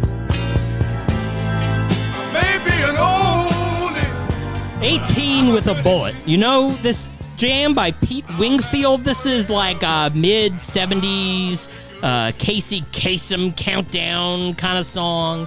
You can listen to the old Casey Kasem shows on the iHeartRadio app. Something like that will pop up on there. You will not hear anywhere else these days, but this doo-wop parody tune, it was a genuine hit in America. And how I knew fun facts like that one about records that I had not necessarily heard as a younger man was thanks to a guy named Joel Whitburn, who died at age 82 on June 14th, 2022. Anyone who is a chart geek diehard, Scott Turner, I think, is the only one who can compete with me in this category here. And I did talk to Scott over the phone the last few weeks. Okay, so did And I. hopefully, we're getting together in some other way Wow. soon. It's going to bike to you? Details to come. Well, you're the one with the podcast show. If you were interested, if your idea of a fun time was to sit around and read a book of statistical information from the charts on Billboard, Joel Whitburn was your man, because he was the one who had the idea that I'm going to collect and compile all these records. I'm going to make sure I own a copy of every record that ever made a chart. I am going to Wow. be the chief statistician of Billboard magazine, and he wrote all these books. And so when he died, I showed off my extremely dog-eared copy of Joel Whitburn's top pop singles. It looked like it had been in a dog cage. Chewed over a number of times, just to show off I'm a real deal, and my indebtedness genuinely to Joel Whitburn. Which jam is this? We got, I think, the wrong one. This is Nazareth again. See, we're running out of time. We're running out of patience. I will repair this unfortunate happening here. Well, as usual, if anybody made it this far, they can forgive us falling apart. But I think one more to go on the Ridley Funeral Home Memorial segment, and I believe this one relates to past and future guests of Toronto Mic'd. See what I did there? Well done. I was almost perfect, Mark. It's been a long episode. Every day I sit beside you on the bus to Madison Avenue, work in the big gray store with the revolving doors. You don't even know my name. I guess that I'm to blame. Don't know the right things to say, so I pretend away that I'm Rudolph Valentino. Pull up in my limousine. Oh, won't you come in out of the rain? And things will never be the same. And then just like Greta Garbo, you'll stare like there's no tomorrow, and you'll know what I'm thinking of. Right before your eyes, I'll fall in love with you. You know, it's not very often we acknowledge someone whose claim to fame is that they were somebody's mom. But I think this was a good note to leave on. Maureen Thomas died May 18th at age 94, and she got a full-fledged article, obituary, in the Hamilton Spectator because 2 of her sons are legendary characters from the Hammer. One of whom was recently a guest on Toronto Mic'd, and the other one was booked until he found out that his mother died. That was Maureen Thomas. So Dave Thomas was a guest on here, and sadly, it was the death of their mother, which forced Ian Thomas to postpone. But in the process, on the Hamilton Spectator website, he talks about her in a terrific obituary about the influence that she had over their lives and careers in the entertainment industry. She had grown up playing the harp and the piano in Scotland. In Hamilton, she was a piano teacher. She was a church music director. But ultimately, based on this article, the biggest legacy she left behind was inspiring her sons. So shout out here to Maureen Thomas for giving us Toronto Mic'd FOTM. Dave Thomas and Ian Thomas, is he back in the calendar? We're gonna reschedule that ASAP. Okay, well, he's got to like the fact that we talked about his mom, and I think we're just about done recapping June 2022, according to the creator and curator of the 1236 newsletter. And that would be me. Sorry about that, everyone. There's already today a significant passing in the celebrity world of a Godfather actor, and I'm sure he'll be... Godfather actor? What about the movies of Frank D'Angelo? To be discussed the first week of August. Can't wait for your return, Mark. Another stellar 3 hours. James Caan. Yeah, well, we'll save it for next time because we got to do it justice, right? It's Salvatore. We have to do it next month. If we can even remember.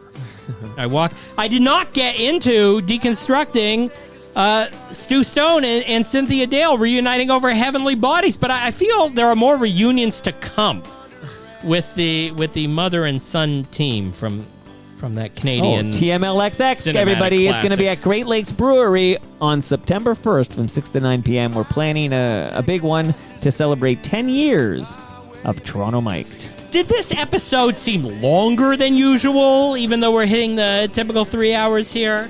Leave your answer in the comments. And that brings us to the end of our 1078th show. You can follow me on Twitter. I'm at Toronto Mike. Marc Weisblott is at 1236. That's 1236. Go to 1236.ca and sign up for his weekday news burrito delivered safely to your inbox at 12:36 p.m. every day. That's Eastern, by the way. Our friends at Great Lakes Brewery or at Great Lakes Beer. I'm going there right now. Palma Pasta is at Palma Pasta. Now I'm hungry. Sticker U is at Sticker U. Doer are at Doer Performance. Again, the promo code is Toronto Mike. Save 15%. Let them know you learned about the world's most comfortable pants on Toronto Mic'd. Ridley Funeral Home. They're at Ridley FH. And Canna Cabana, my best friends yesterday night. They're at Canna Cabana _. See you all tomorrow, and my special guest is Jeff Woods.